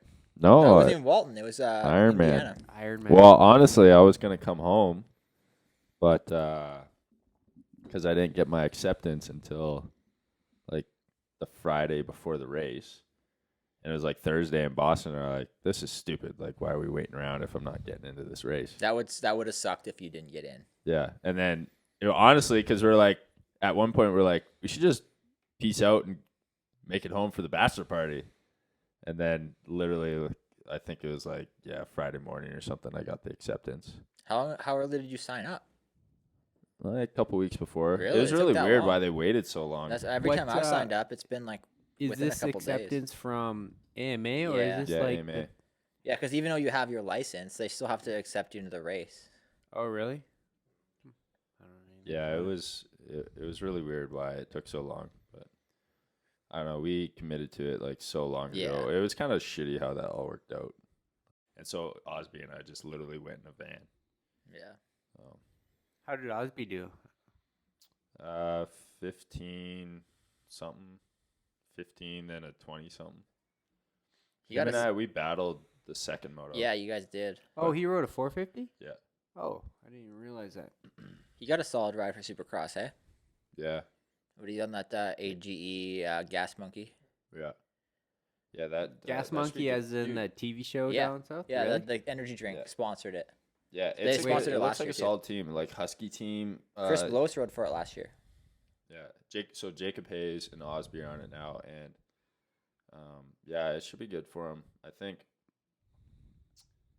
Yeah, he almost was like so close to winning the Australian Supercross championship. Yeah. because he had the red plate. He had a bike his problem, bike, right? messed up on him. I guess like I think somebody. I saw a video and it looked like somebody hit him, and it might have messed up his bike. And yeah, it sounded like he had to milk it all the way to the end, and so that's such a bummer. But Yeah. To be so close to a title. yeah, I definitely think he had the talent to win it too, because like he was qualifying top spot and like winning some main events and stuff. Hmm. But yeah, that kid's super talented, man. If Club MX, like where Josh was living, if that was the only track on planet Earth, that kid would be like the fastest person. If on they held the planet. national Yeah. there, yeah, he would he win. would win. Like so fast. That's what I've heard on podcasts and That's stuff. how He's I like remember. amazing. I remember Christian Craig on a 150 Oh, he at was Star West. Yeah, I was just gonna say he was insane there. Yeah. Yeah. It was running pro pace on a 150. Easy. Yeah. On It'd, that little track. it'd be interesting to see if we had like an AMA national at Calgary, how we would all stack up.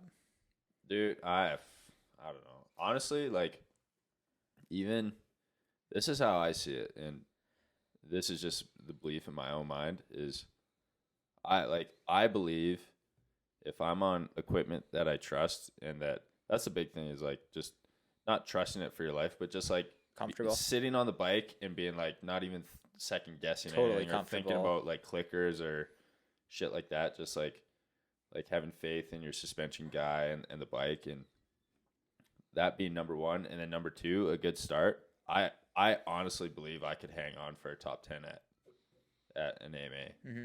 Maybe depending on the track, obviously, because A track that kind of works in your favor a little bit. like dude, Welton, like He got what, a 12?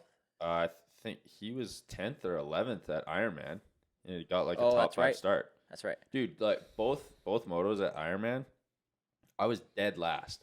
Because, want to know, well, for my own fault, because I was sitting on the line. I qualified like literally last spot.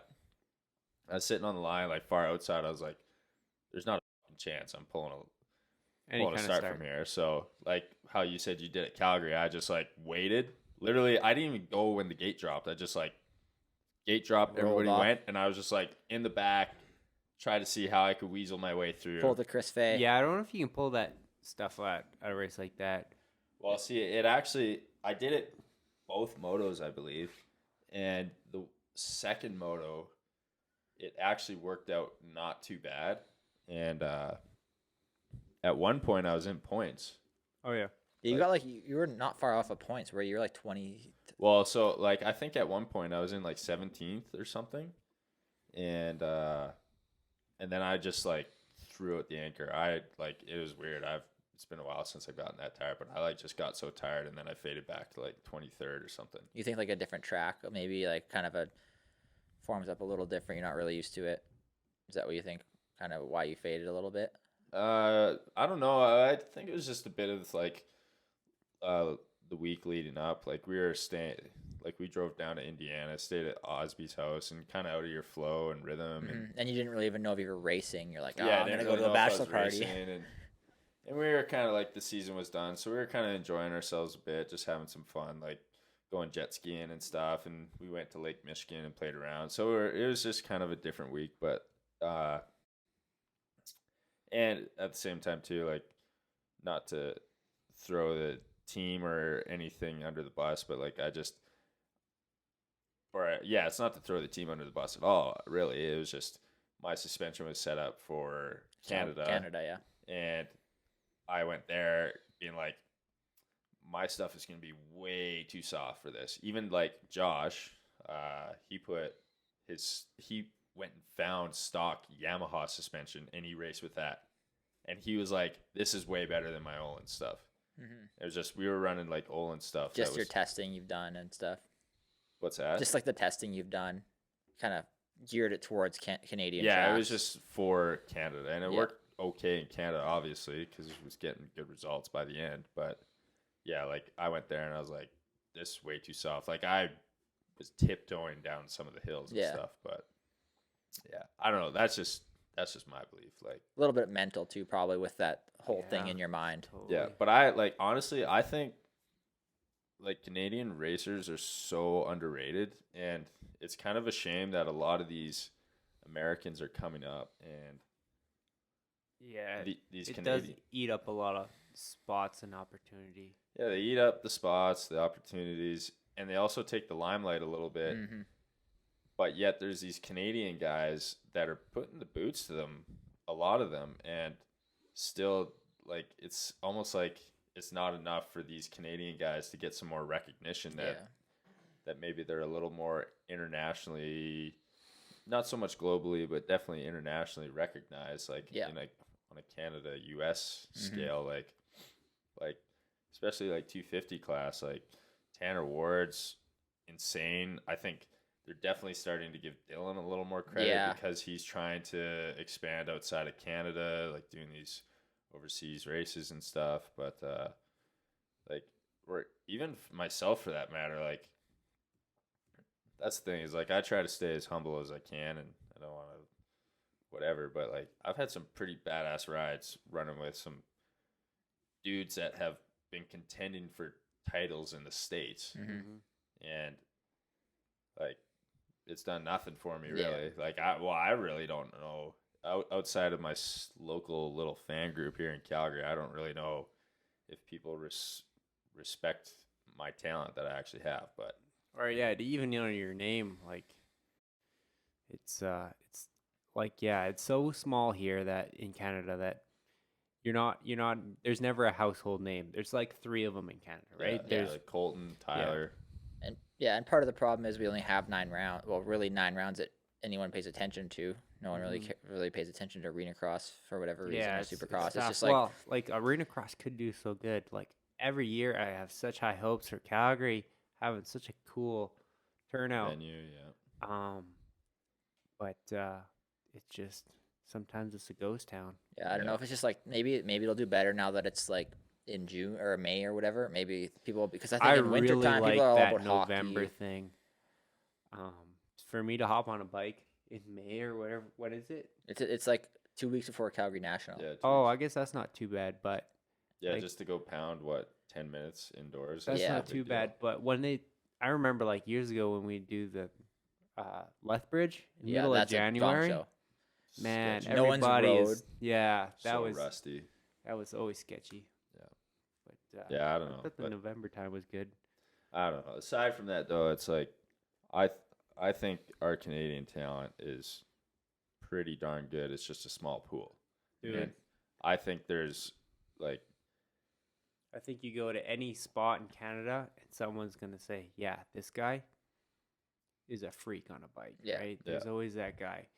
I think the big thing is like going south, it just takes experience. And like you and I learned that is the first round was like, man, It's like eye opener. Yeah. But Yeah. then Yeah. you learn quickly. you can like, adapt to it. You learn what you can yeah, adapt, it's just and different. you can do it. Even though it's like 2 wheels and a handlebar and you're on just another racetrack, it is different because you're with different guys. They ride different intensity. they have different mindsets, different style of riding. Like, Track forms up a little different. It's kind of Yeah, like a it's whole just- mental throw off. yeah, it's just Yeah. different. But I mean, you're talented enough that you figure it out and you figure it out quick. Like, It would take like 4 rounds in a row or something to find your groove, yeah, figure everything out, and go through like qualifying the way that you qualify in the States, right? yeah. Like Mhm. even like Jared and I, we went to Hangtown and we both didn't qualify. I mean, I made it in the one moto as an alternate, but I think we both could agree that we went there with a plan, and our plan was way off. Yeah, big time. And I went to Pala the next weekend, totally different plan, and ended up qualifying. Yeah. It's just that's how it is. Like if you're a talented rider, you'll figure it out Yeah. somewhere. Matter. It's just how you process all that. Yeah. Process all that information and how efficiently you do it. Yeah, it's no Mhm. different than like even your first Canadian national. It's like Oh yeah. going from amateur. It's like whoa, this is totally foreign to me. Yeah. It's like you're kind of uncomfortable, and it takes time to find that comfort zone and really kind of perform where you know you can perform at. Yeah. Mhm. So yeah, Yeah, back to that Canadian talent thing. I think all these random wonder talents, they don't, I think in Canada it's not people don't dream big enough for it. A sport like moto, right? It's not a- Hockey, there's enough support around Yeah. it to have the idea to dream big. hmm But how many riders are crazy good riders, but never leave Alberta or never leave Firth. BC? Yeah. Luke Firth, Yeah, George DeGraff, yeah, lots of those guys. two guys. Honestly, top 10 pace all Could the be time. easily. And if there was a race at Raymond, they're podium guys. Yeah. They were sick on bikes. So it's yeah, I don't know. I guess don't know it's what it is. there's just like not enough of a platform Mhm. for people to really shine, or I guess that being said too, like there's not enough light at the end of the tunnel per se, where To Ki- follow out on that. for Follow kids through to on be that dream. inspired to be like all right, I can make something of this. It's Yeah, that dries up pretty quick when you're in probably about intermediate. You're either like, well, either I'm like could be the fastest, or if I'm like third, like, well, I'm not seeing a future in this, right? Yeah. Even third as an intermediate is pretty tough to even think you're going further with this. Yeah, and I think like we have our West rounds that like if you're if the first year doing the national, you're probably gonna do only the West rounds, and you only have you have 4 rounds. You're like a couple weeks, and then you got to wait a whole year, and then like 2 of the races are a mud race, and then you don't really have time to find your time to find your footing, and then you got to wait a whole year and re-find your footing. Yeah, and that was another thing. Like, I didn't realize how much of effect that would have is being at the race, showing your face at all 9 rounds made a big difference. Yeah. On, I guess, just your presence, right, as a racer, and like first couple rounds, you know, I might get a photo in one of the photo reports, but by the end, like, you know, Billy would come and just bullshit with me for a couple minutes. Yeah, you're before just like motos, after motos, and you just that presence Mm-hmm. you got to build, which is hard on the West because everybody just commits to doing the West. Yeah. If you're East Coast guy and you commit to doing the West, you're in it for the long haul. Chances are you're going to do all 9. So Yeah. so you're going to have that presence at the moto at the track that it does make a difference. yeah. No matter what, like even if you're only like top 20, just that presence Mhm. just shows.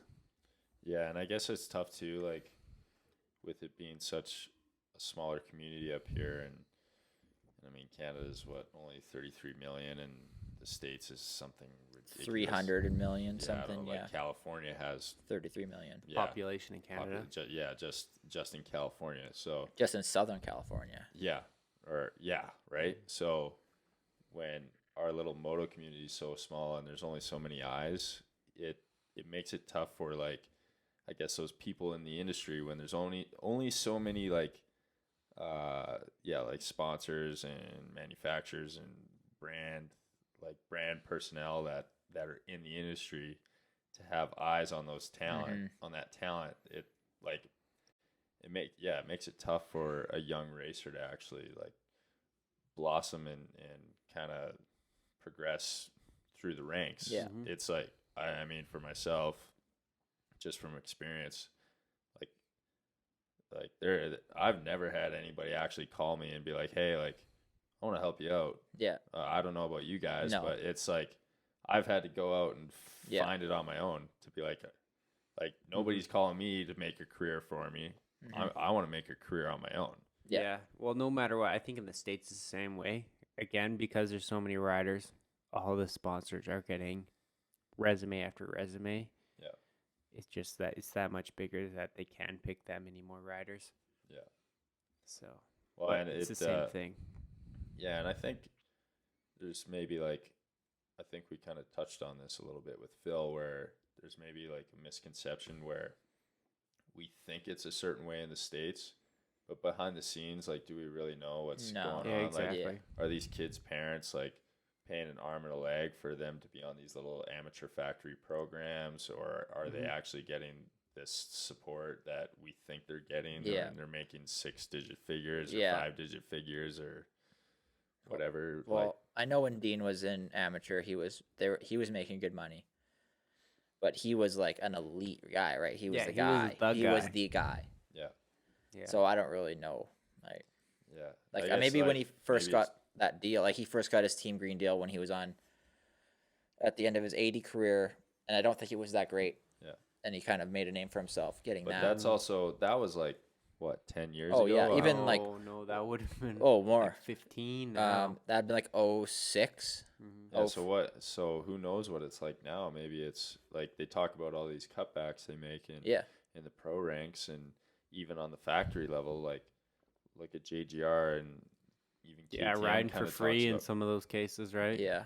Yeah, and they're like even like KTM kind of talks about cutting back, like so I can't imagine like what does that do to the amateur Well, program, yeah, or maybe they try to put more emphasis on the amateur I don't know. program I imagine because it that's goes top that's down. what carries the pros grows is the the sport. amateur program. Yeah, big so. time.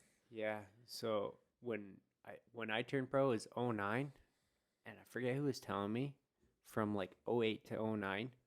That was like the big housing market crash Dropped and off everything, big right? time. Yeah. So bike sales went down a shitload, and that trickles down all the way to motocross, right?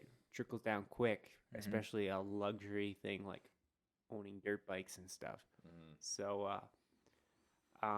yeah, bike sales went down, and I used to get way better support as an amateur Yeah, than I same. did as a pro. So, Same. I had better support as an amateur than I did probably in a year, but one so as a like pro. 06, 07, granted, that was probably the highest the market, global market, or U.S. and Canadian market had been in a while. And I guess in that sense, they can fork out bikes for everybody, Mhm. fork out gear and everything because the industry's doing that well, right? But yeah, as soon as money gets tight everywhere else, trickles down to moto so quick. So. Yeah. Yeah. And I think, especially, it's weird in Calgary, especially, we have this weird thing where we have such a condensed small group. We have a track in the city, and we have probably 500 to 1,000 dedicated weekend warriors. I don't know what the numbers are. It's high though. It's Yeah. pretty good. And 5 bike shops for 5-6 bike shops for all of them. So they spread that support out so thin to everybody that I think it really affects us pro riders who Yes. kind of need a lot of support to keep a decent program going. Yeah. So I think that's what cuts us short Big time. on Big. this. Yeah, for sure.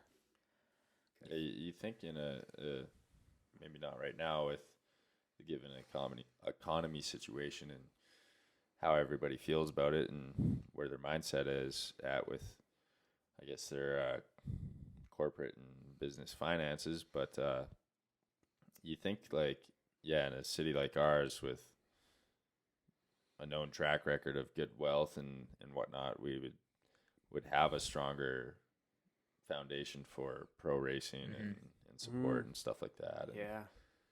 maybe not so much from the actual industry itself, but maybe a little more from outside the industry, or people that are outside looking in that love the sport and whatnot. Or Yeah, it's weird. Like Blackfoot, when their team was going, it was the biggest team. It was winning championship after championship. But I don't remember seeing a single logo on that bus that wasn't moto related. Like I Yeah, don't true. remember seeing like Suncor Energy on the side of that Yeah. rig. but at one point, like, they had WestJet. Did they? Yeah. I don't remember that. They had WestJet. WestJet would make sense. Yeah, Calgary-based company. Calgary-based company. Yeah, they had WestJet at one point. But that could be another thing too. Like, maybe we were kind of talking to Phil about this, and I kind of like, when I think back to my opinion on it, where we're talking about teams making money, and if they're like losing money, breaking even, or making money, like, I think my opinion on it was a little misconstrued, thinking that those guys are just totally just blowing their money on teams. Well, like, when I think about it, obviously, like, for our parents growing up as racers, yeah, all of our parents had businesses. Our racing was a write-off, right? Mm-hmm. So maybe for Jason and Pat at Blackfoot, that could, It's an they probably advertising. got businesses that nobody even knows about, and that could have just been simply a write-off for them. True. Doesn't mean they had to put their True. logo on the side, It's just a tax or break. maybe there was a logo there that we You just- never yeah, even small noticed. enough It for was that just tiny. big. It was on the side of fork bus, guard. right? It's on Putting in the fork most guard. money into the team. Like, Mhm. yeah. Mm-hmm. They just didn't really benefit from the advertising. Maybe it's just a tax break. Yeah. Yeah. Who knows? It's hard to say.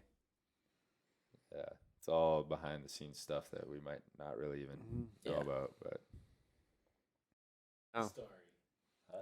Mr. Todd. The story. Mr. Todd Yeah, that's a good story. idea. Okay. Okay. So this would have been,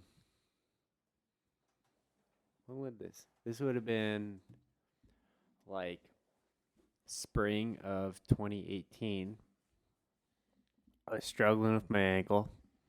I was trying to find solutions. I didn't want to get it fused. I was trying to look for my options.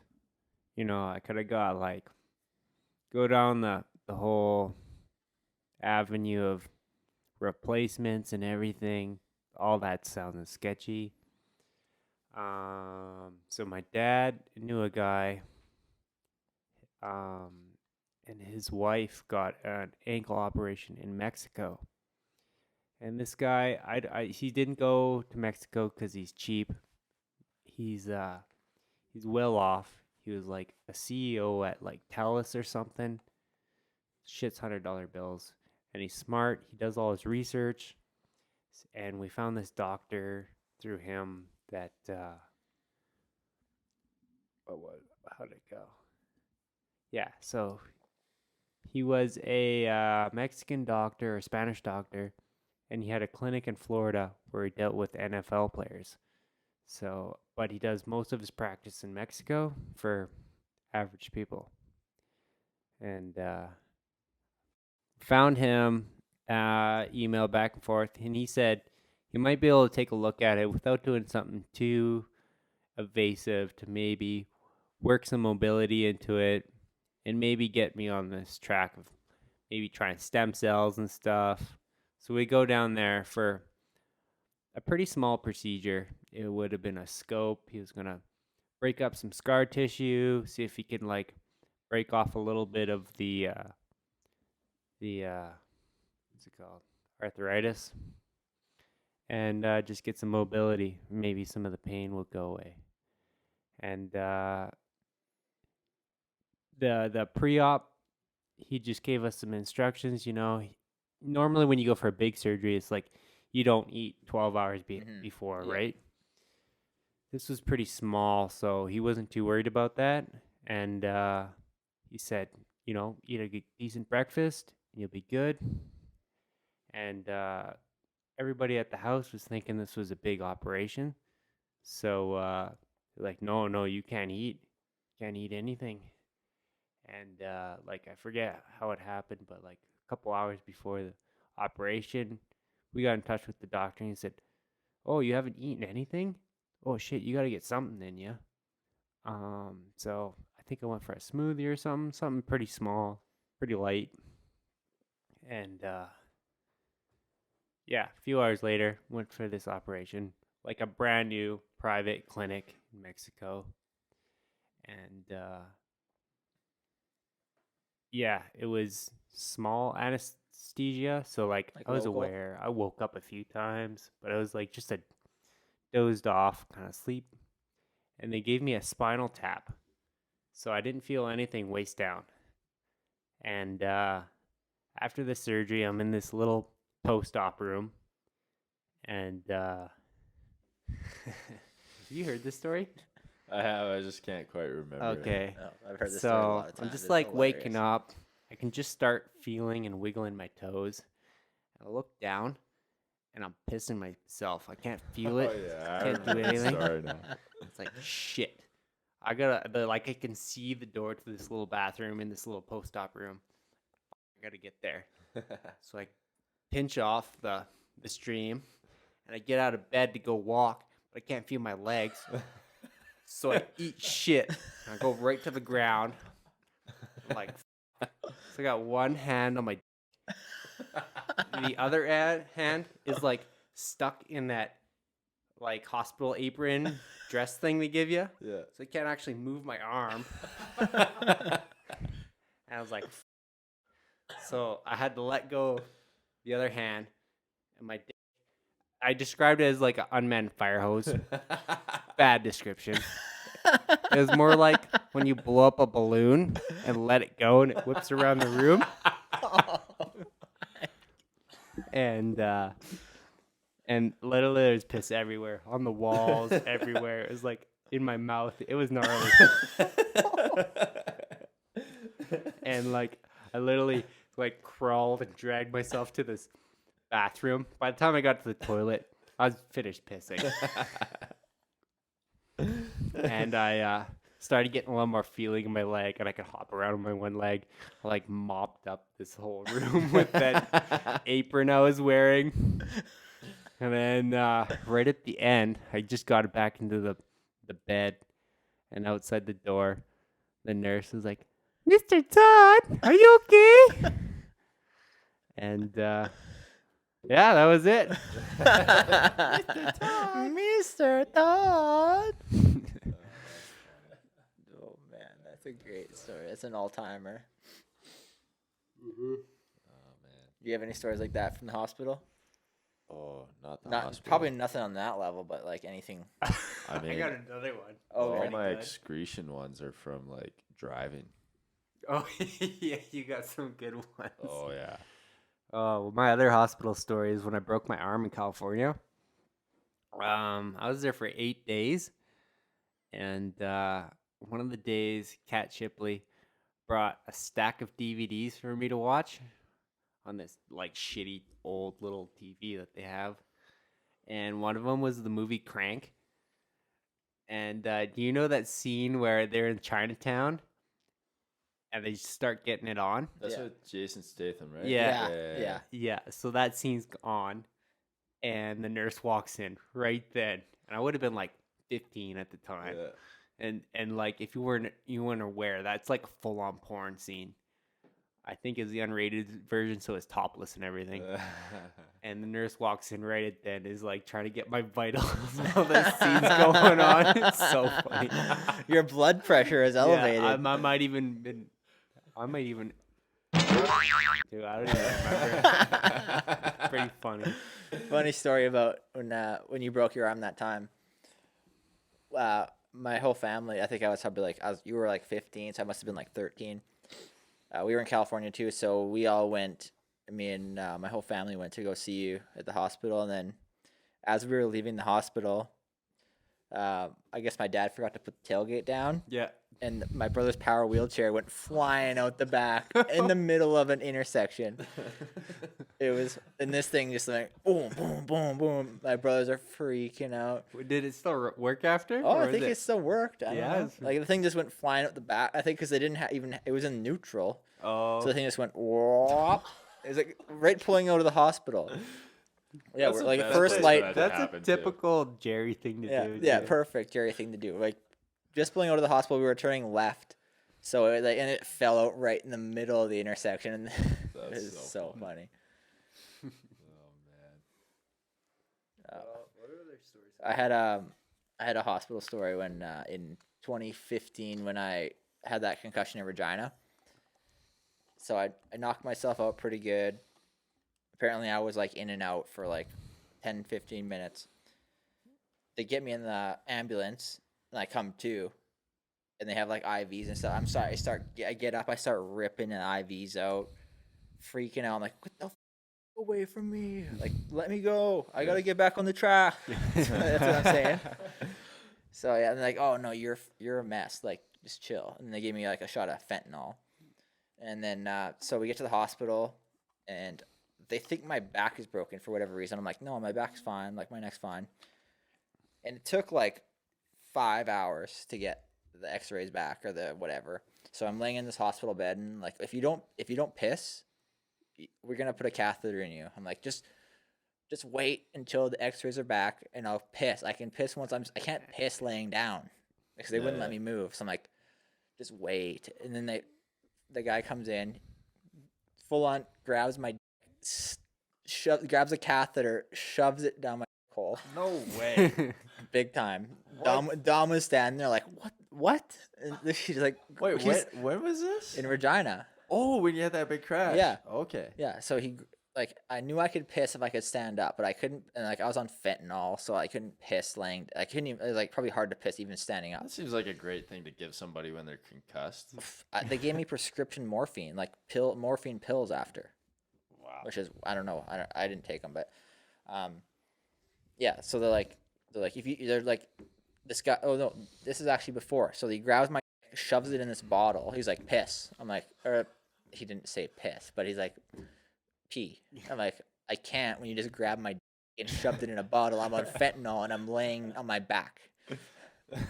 So he's like stood there for 5 minutes. I'm like, I'm not gonna be able to do this. You still holding your pecker? He's holding. He like full on just grabbed it with his bare hand and shoved it in the bottle.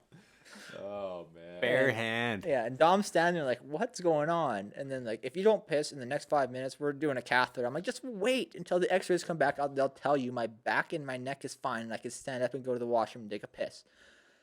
So they get impatient and then they come in, shove the catheter in. Oh. Have you ever had a catheter? No. It's terrifying to watch. The thing is probably 3/8 thick. What? Yeah, I'm like, there's no way that thing's going in there. And he's like, I think it was actually a chick that did it, that came in and did the catheter. She like shoved it down, Oh my and then Lord. they It's like a drained reverse hand job somehow. me. Yeah. And then they drained me. And no joke, 2 minutes later they come in with x-rays like, oh yeah, your back and neck are fine. I'm like, I fucking told you guys. I didn't need this like I couldn't take the catheter out myself. But then yeah, they took the catheter. I'm like, I could have avoided this whole situation. Jeez, dude. I mean, I don't know if I got a story like that. All right, I gotta give a shout out to my boy Yashik for the shirt. Yeah, shit. Pretty sweet. You got There these we made go. up for a wedding gift. Yashik would be a good guest. Rest in peace, John Ross McRae.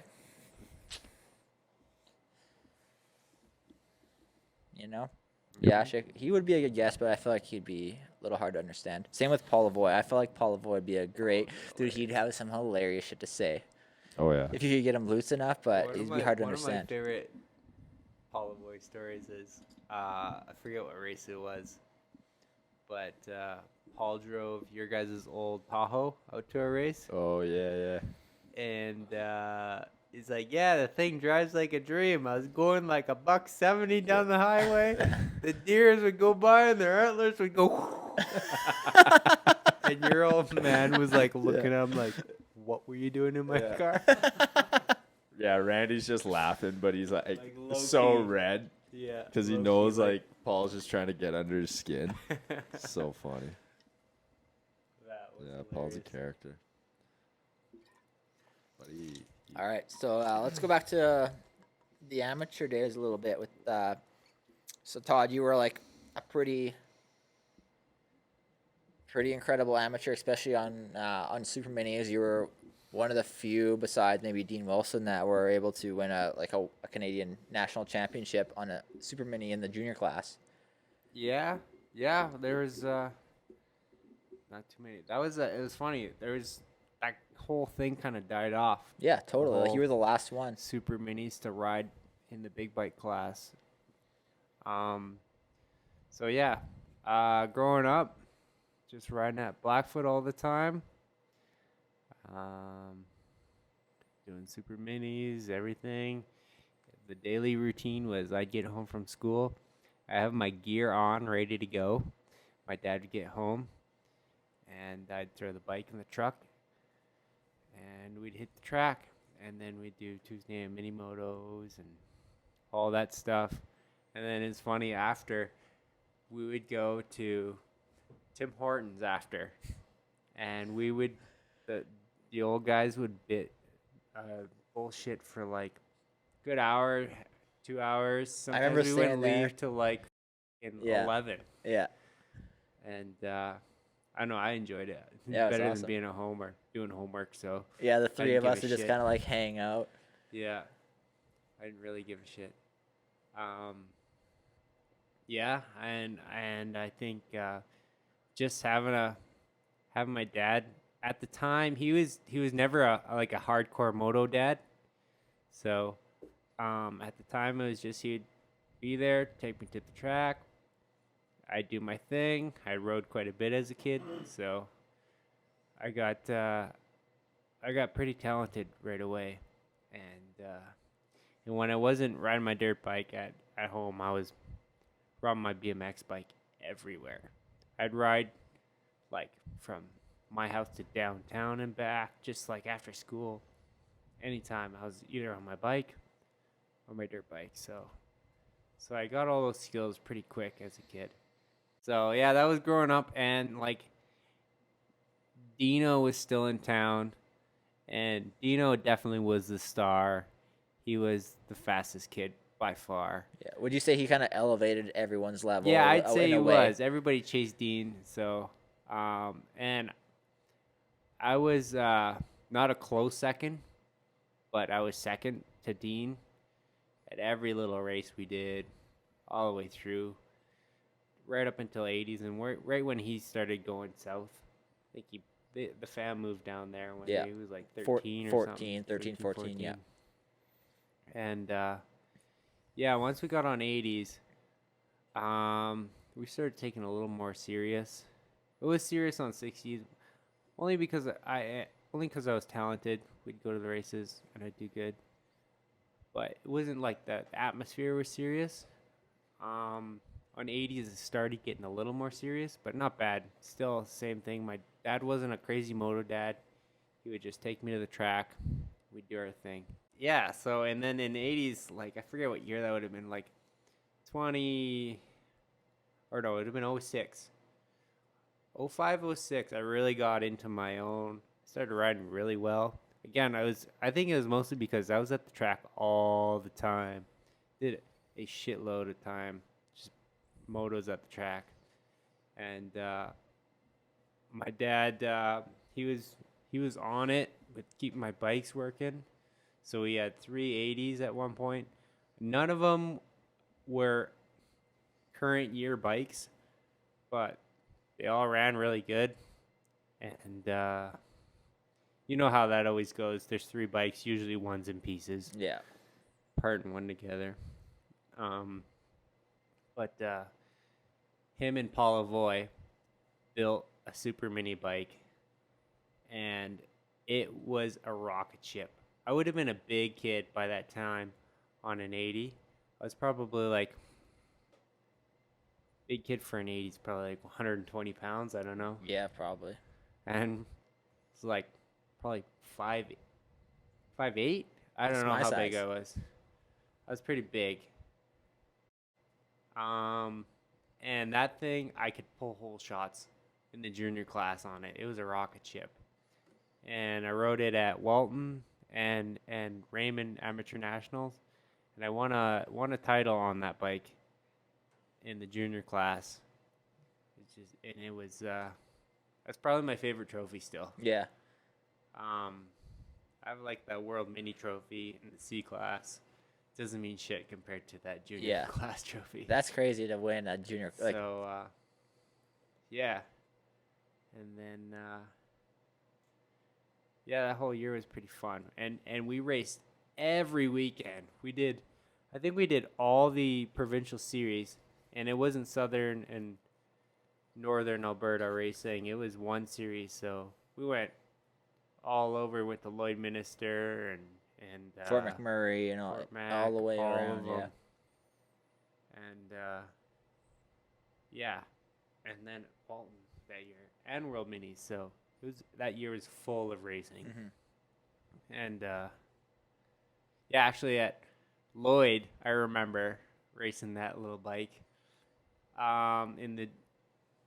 They have that jump called the Widowmaker, and down the face of the jump, because it was such a big blind jump, they put a piece of tape, and if you weren't jumping it, you stayed to one side of the tape.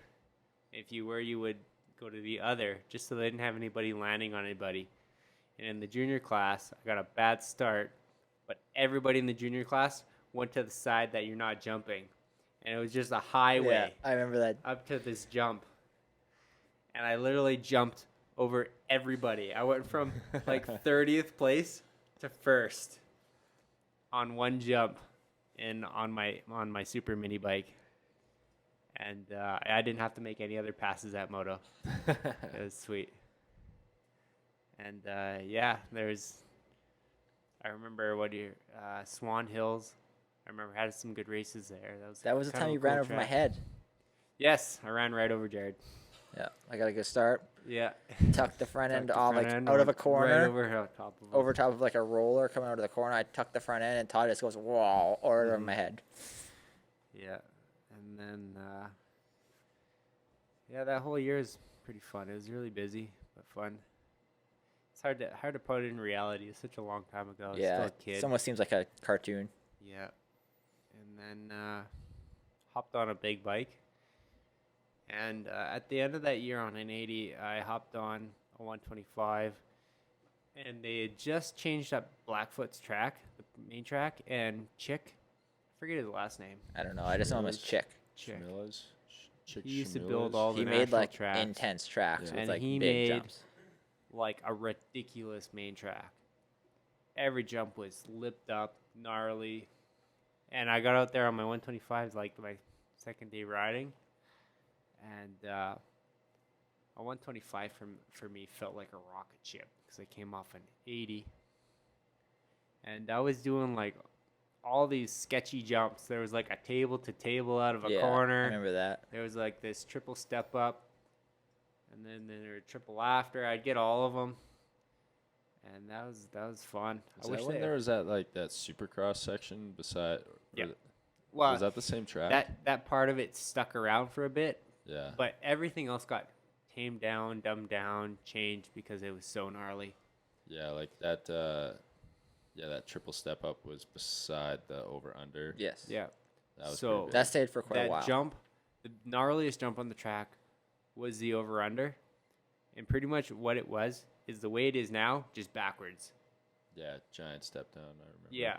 And they put a roller in front of it after a while. Yeah. They put like so you couldn't even jump it. They put like a big roller in front of it. It was Jeez, gnarly. Don't remember that. And then I got on big bikes. We went down to California to train, do the whole winter training program, and I was riding around at Paris on a night ride. Back before they had really good stadium lights, I came out of a corner, and I hit a kicker, and I high-sided, and I broke my arm, and didn't think much of it. Like as soon as it crashed, it wasn't a bad crash. Didn't feel much. My arm was like flopping around like crazy. It's like holy shit, this thing's busted. And yeah, that was that whole story, being in the hospital for 8 days. And the funny thing is, we were down there on my dad's travel insurance. That was good for 30 days, Alberta Blue Cross or whatever it was. And that was like on the 28th day or something. And the bill at the hospital was 96 grand. And they fronted the whole bill. So like Dang. 2 days later, could have been hooped on that Yeah. one. Yeah. So yeah. And then so I missed. We were getting ready for World Minis that year. I missed that. I healed up all year. And I was just, actually, that was a pretty fun year riding just because I missed all my racing. But I just got to have fun at the track. And that's the year I got that most likely to whip it trophy. Yeah. Because anytime I was going over the international, I'd throw a whip on that 125 as big as I could every lap. And by the end, they were pretty ridiculous. And then, yeah, that was kind of just like a precursor to going intermediate and stuff. Yeah. And that's when my parents got separated. I didn't realize how much of an impact that would have. Big time. Even at the time, I didn't realize it until like later Until on, now, till like yeah. now. Yeah, that was rough, I guess. Not realizing it.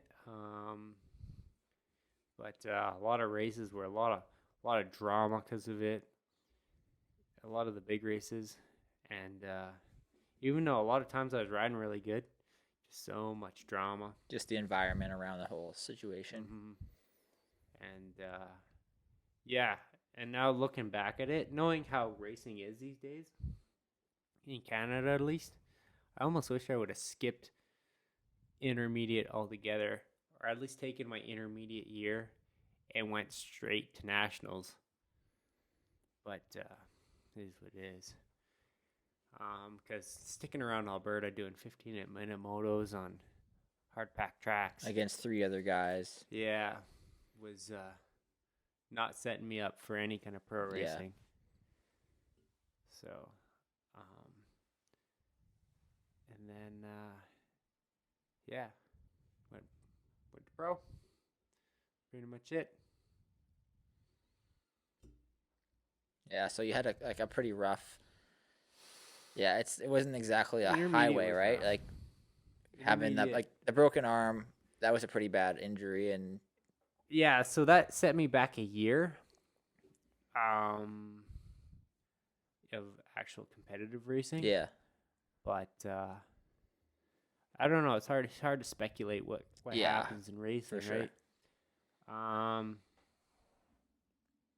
And hard to like. It's hard, like it's so easy to. What is it? How's that saying go? Shoulda, woulda, coulda. Shoulda, woulda, yeah. coulda, Like I know or, what you mean. Like yeah, you like oh yeah, if this would so you if I can wouldn't have look broke back my at the arm here. past and what is it? Past tense is so much easier to. Yeah, hindsight's 2020. Hindsight's 2020. Yeah, so like if you it's easy to say if you wouldn't have broke your arm, you could have like a lot of other things would have fallen into place, but at the same time, Yeah. maybe that taught you some lessons that helped you in the long run, or maybe not. I don't know. Like you never know. You never do. So, yeah, and then like that intermediate year, I right before Walton, all my bikes fell apart, and we got to the point where like it's not even worth going out east. I got one bike that works. That's it. We just gave up on that as intermediate. I think I would have got smoked out in Walton anyways as an intermediate. This is the same year you coming off a broken arm, or the next year? The year after. The year after. Okay, I remember the year after you were at Raymond. On intermediate. Yeah, you on had some good two-stroke. speed. Like you that got was the a couple thing. seconds. I had a couple of really good rides, bad starts, awful starts. But I remember this one moto. I was the king. That moto, I was the guy, but I started dead last. Yeah. So it means shit That was when you when get Miller was Ryan there. Miller, I think, Miller, yeah, I won the think bronze Miller boot got that the year. boot. You were close to the boot too, right? But yeah, my starts were such dog shit that it wasn't even close to Well, Miller you were at like one of the times. only kids on a. Tires as well. A couple Yeah, times. flat. Yeah. And, You're like one of the only kids on a 2-stroke. Yes. Mhm. And I remember this one line. I don't think many people were doing it. It was kind of sketchy but fun. Because we were doing the rollers backwards. Yeah. Going down the hill. Yes. And you come over that double and then up that lip and then Down the all the way equalizer. down. And I remember just sending it to like 2 or 3 rollers down. And I didn't make any passes. I maybe made one pass on it, but it felt so cool just to fucking Yeah. send it. That was the year they had that stupid start. Remember, you had to go. Yeah, the shit hook. It was like, I mean, that was the first year they decided to run went the like track. a tight. Yeah, right? the Yeah, first it year was they like- decided to run the track backwards, and it was like the corner was so unnatural. It was like a 270-degree corner. It was like slightly raw. off camber. Yes. Yeah. Anything you would have changed in hindsight, going back? Like, it's hard to say. Like, Yeah. Well, I think well, one thing, being able to tell my dad what was on my mind, yeah, that was tough to do. Skipping some of the Alberta racing as an amateur and going straight to the nationals and Yeah. trying to qualify as an intermediate.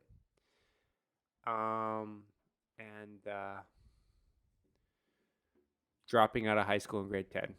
For me, I know that would have been a better decision. yeah, I got nothing out of high school.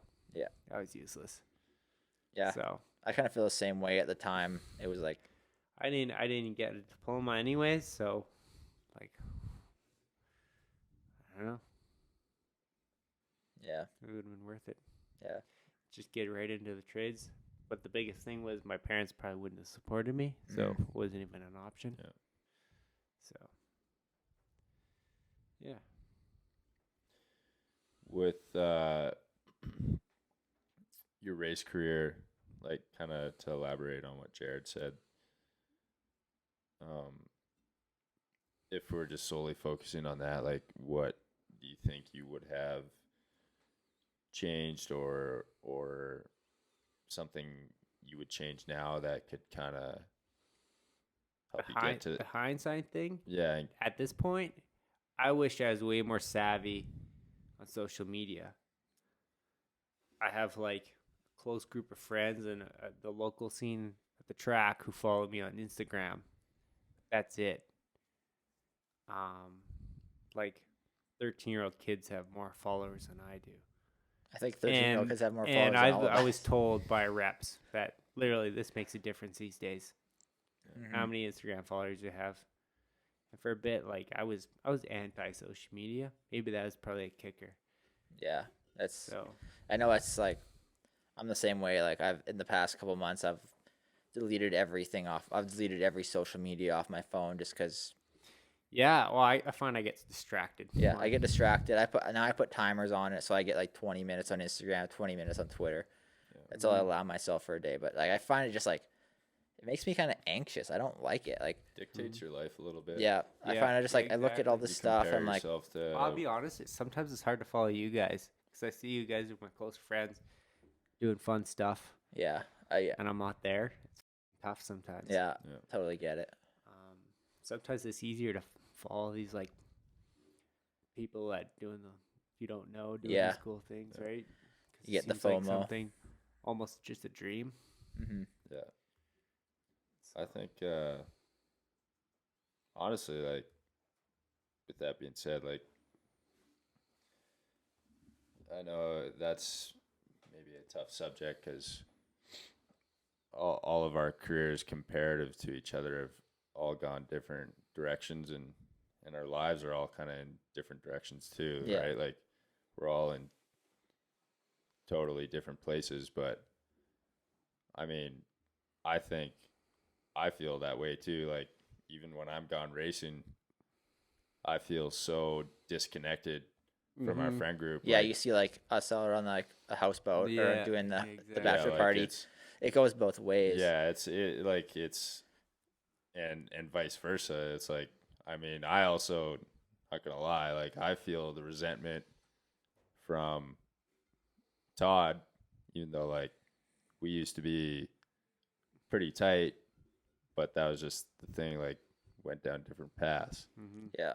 and it's it's tough. Like, Yeah, for a Yeah. bit. Like, well, that was the thing. That's why I'm like still on the fence about making this little comeback. I have a hard time even being at the track if Yeah. I'm not wanting to ride or race. Like, to me, it just eats you up inside. to, Yeah. like, go to the track and not Yeah. And it's hard. try and race or try and like better yourself Yeah. as a Yeah. rider, because like I don't know, it's a sketchy sport, man. Yeah. You can get really beat up just riding at the track. I just know that they're just kind of casually riding. Find myself getting in really sketchy situations just because I'm not into it. Yeah. Yeah. So it's like it's tough hard because to be a part of it, be a part of this friend group at times because it's like you feel like you're knee deep or not, right? Yeah. And it's hard to claw your way back once you feel like you're in such a hole. You know, it feels like an impossible feat to try and get back to where you were.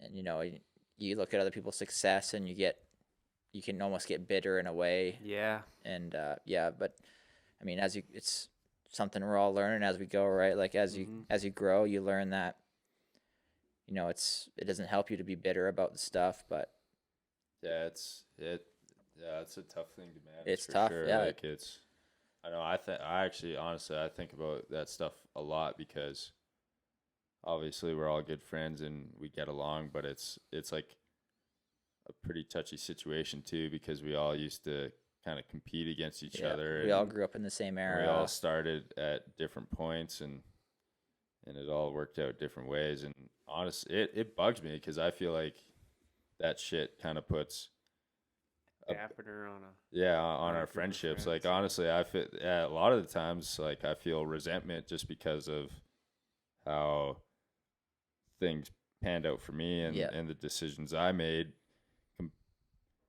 in contrast to where we all started. Like, Yeah. but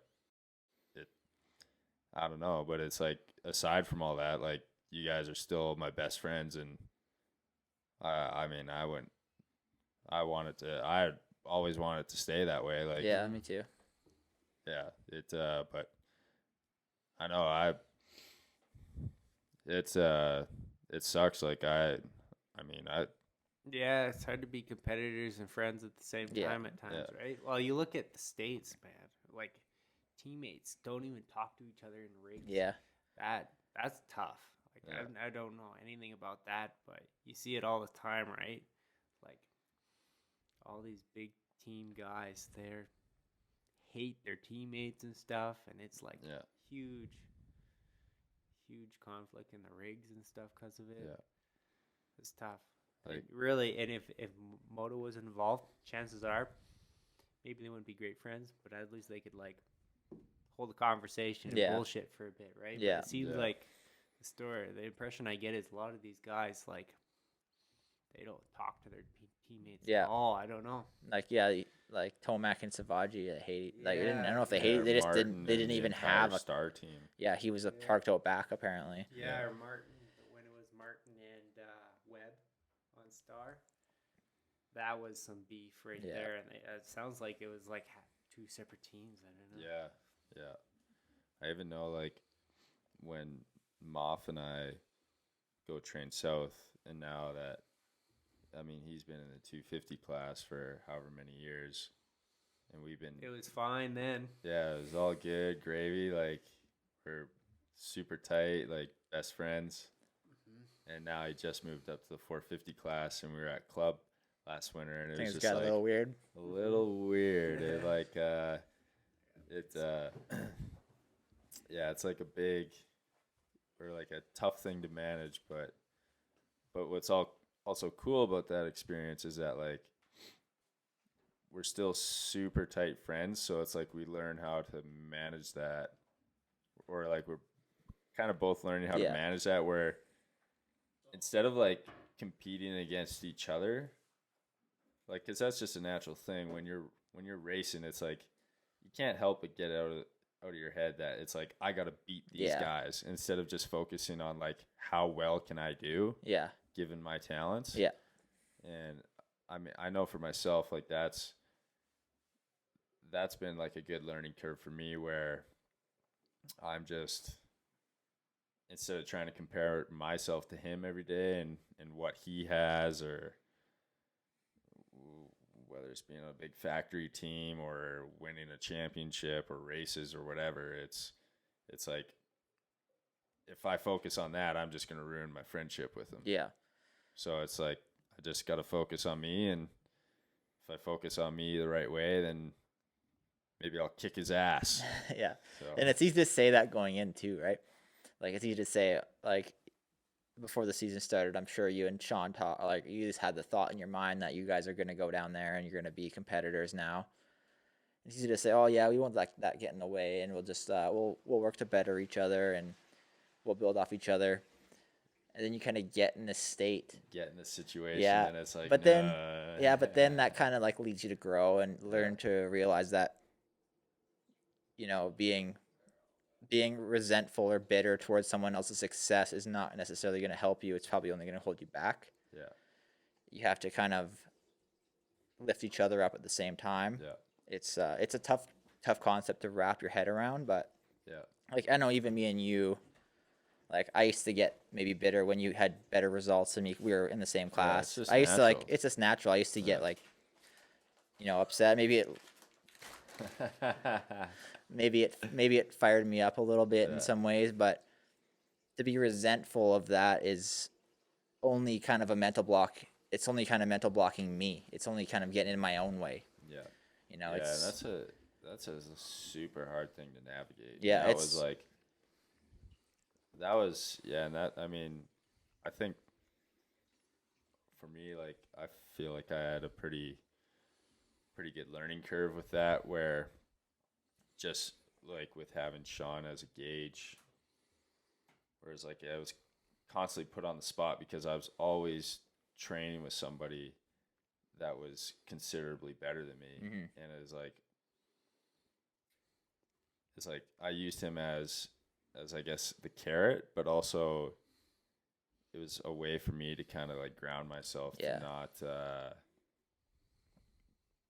just not be childish about it. And but yeah, I don't know, it's a tough thing to navigate, but it's,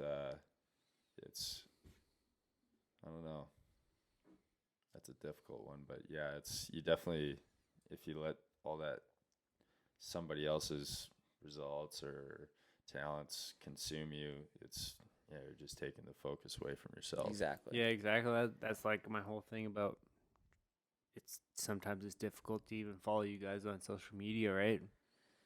It's not even results. It's just anytime you guys are doing something fun and I'm not there, it plays on your mind. Yeah, and it seems like, and sometimes it's like it doesn't seem fair.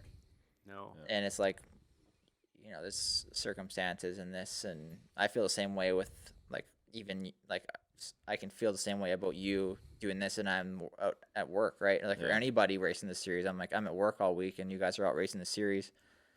It's easy. It's an easy path. It's an easy hole to fall in, to be like, oh man, like these guys have it so easy or whatever, right? Like, and I mean,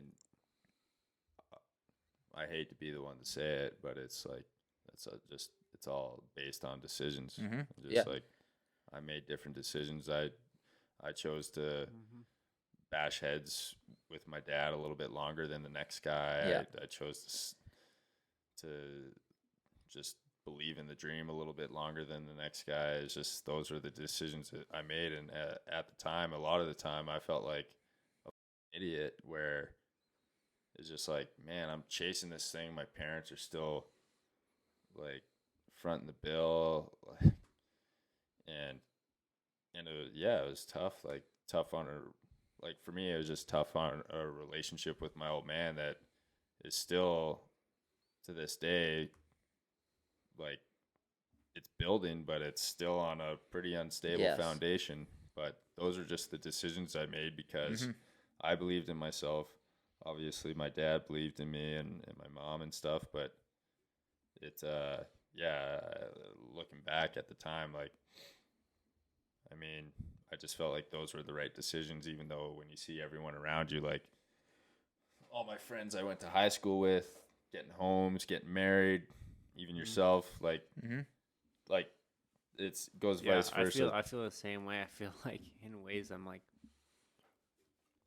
so far behind in the steps in life that people consider stepping stones, right? Yeah. Getting your first home, getting Yeah. married. But that's For just sure. that's just what Married, society career, wants you to right? believe, Yeah, right? but Kind that's of. that's the thing. I feel the exact same way too. I look at Jared, I look at Riley.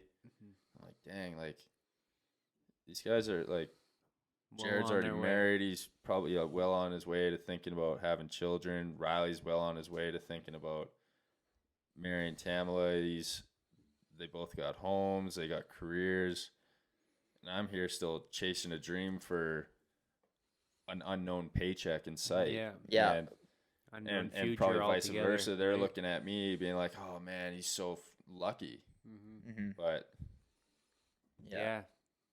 And I don't know. And It's all to- perspective, right? yeah, and to be like, this is kind of a revelation I've had in the last year or so, where I'm like, I was kind of feeling sorry for myself or whatever. And I'm like, I like feeling sorry for myself. I have to go to work all the time. I'm like, you know what? I just have to own it. This is a position I put myself in. These are the results of a position of choices I've made over my years.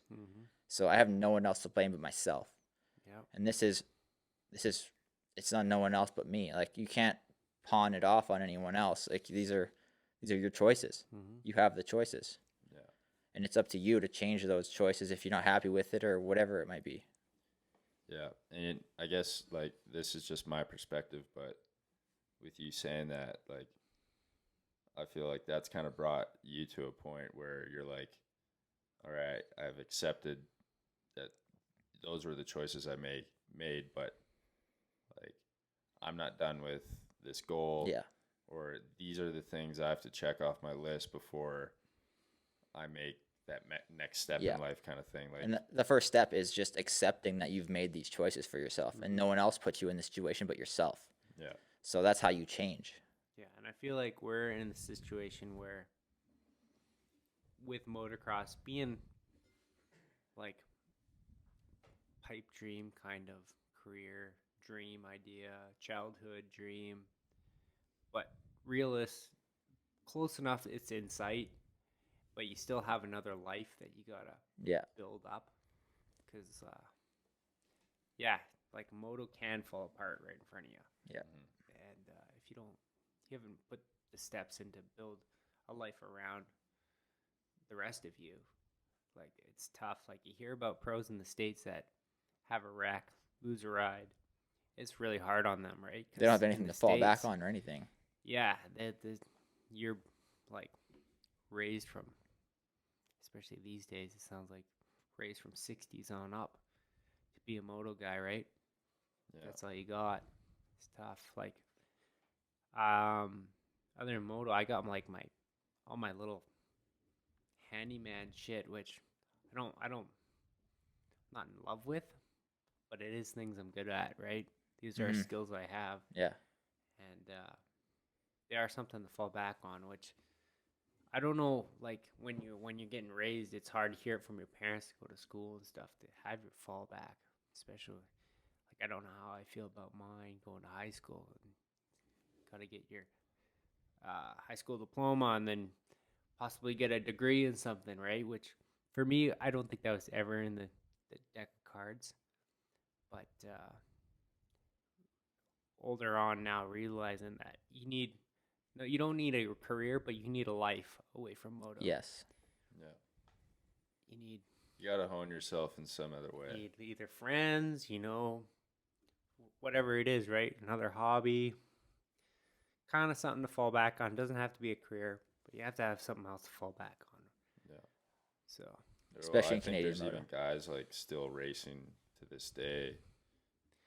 yeah, you can tell there's guys out there that know they have nothing else to fall back And on, they so just- they're stuck with it. They Yeah, they feel just like keep racing because they don't know what else they're gonna do. Yeah. so. Yeah.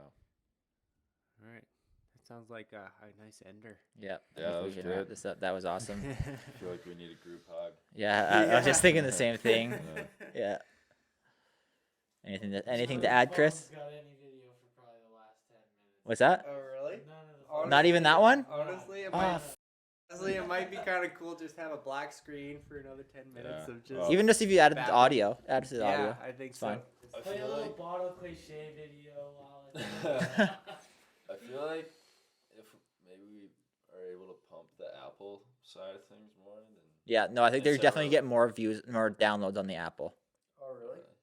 Because Over people don't YouTube? have time to watch a 2-hour podcast on No. YouTube. yeah. No, as it's- long as we if we Fucking can rapes your dad. Okay, should we at least film like an ender? How do these enders I go? got 3%, so we gotta make it fast. You How can do plug these it in right enders there. go? What's wrong with this one? It's full. Oh, that's what it is. Storage full. shit, And I'm out of power. I got like 64. Well, how does these enders go? I don't know. We'll just like wrap it up. Say thanks for tuning in or whatever. Yeah. Just yeah. Sure. Or do it. Do you want? I feel like you don't Wind need it an up. ender with that conversation we were just having. Just like let it fade out the black. Yeah, We'll just keep yeah, talking yeah. for another 5 minutes. Yeah, that'd be good. Do you want me to make love to my mic again? What It are we does doing sound here? Are we sick just when it's, taking like, right video up or close. photos or what? Yo. You want? Okay.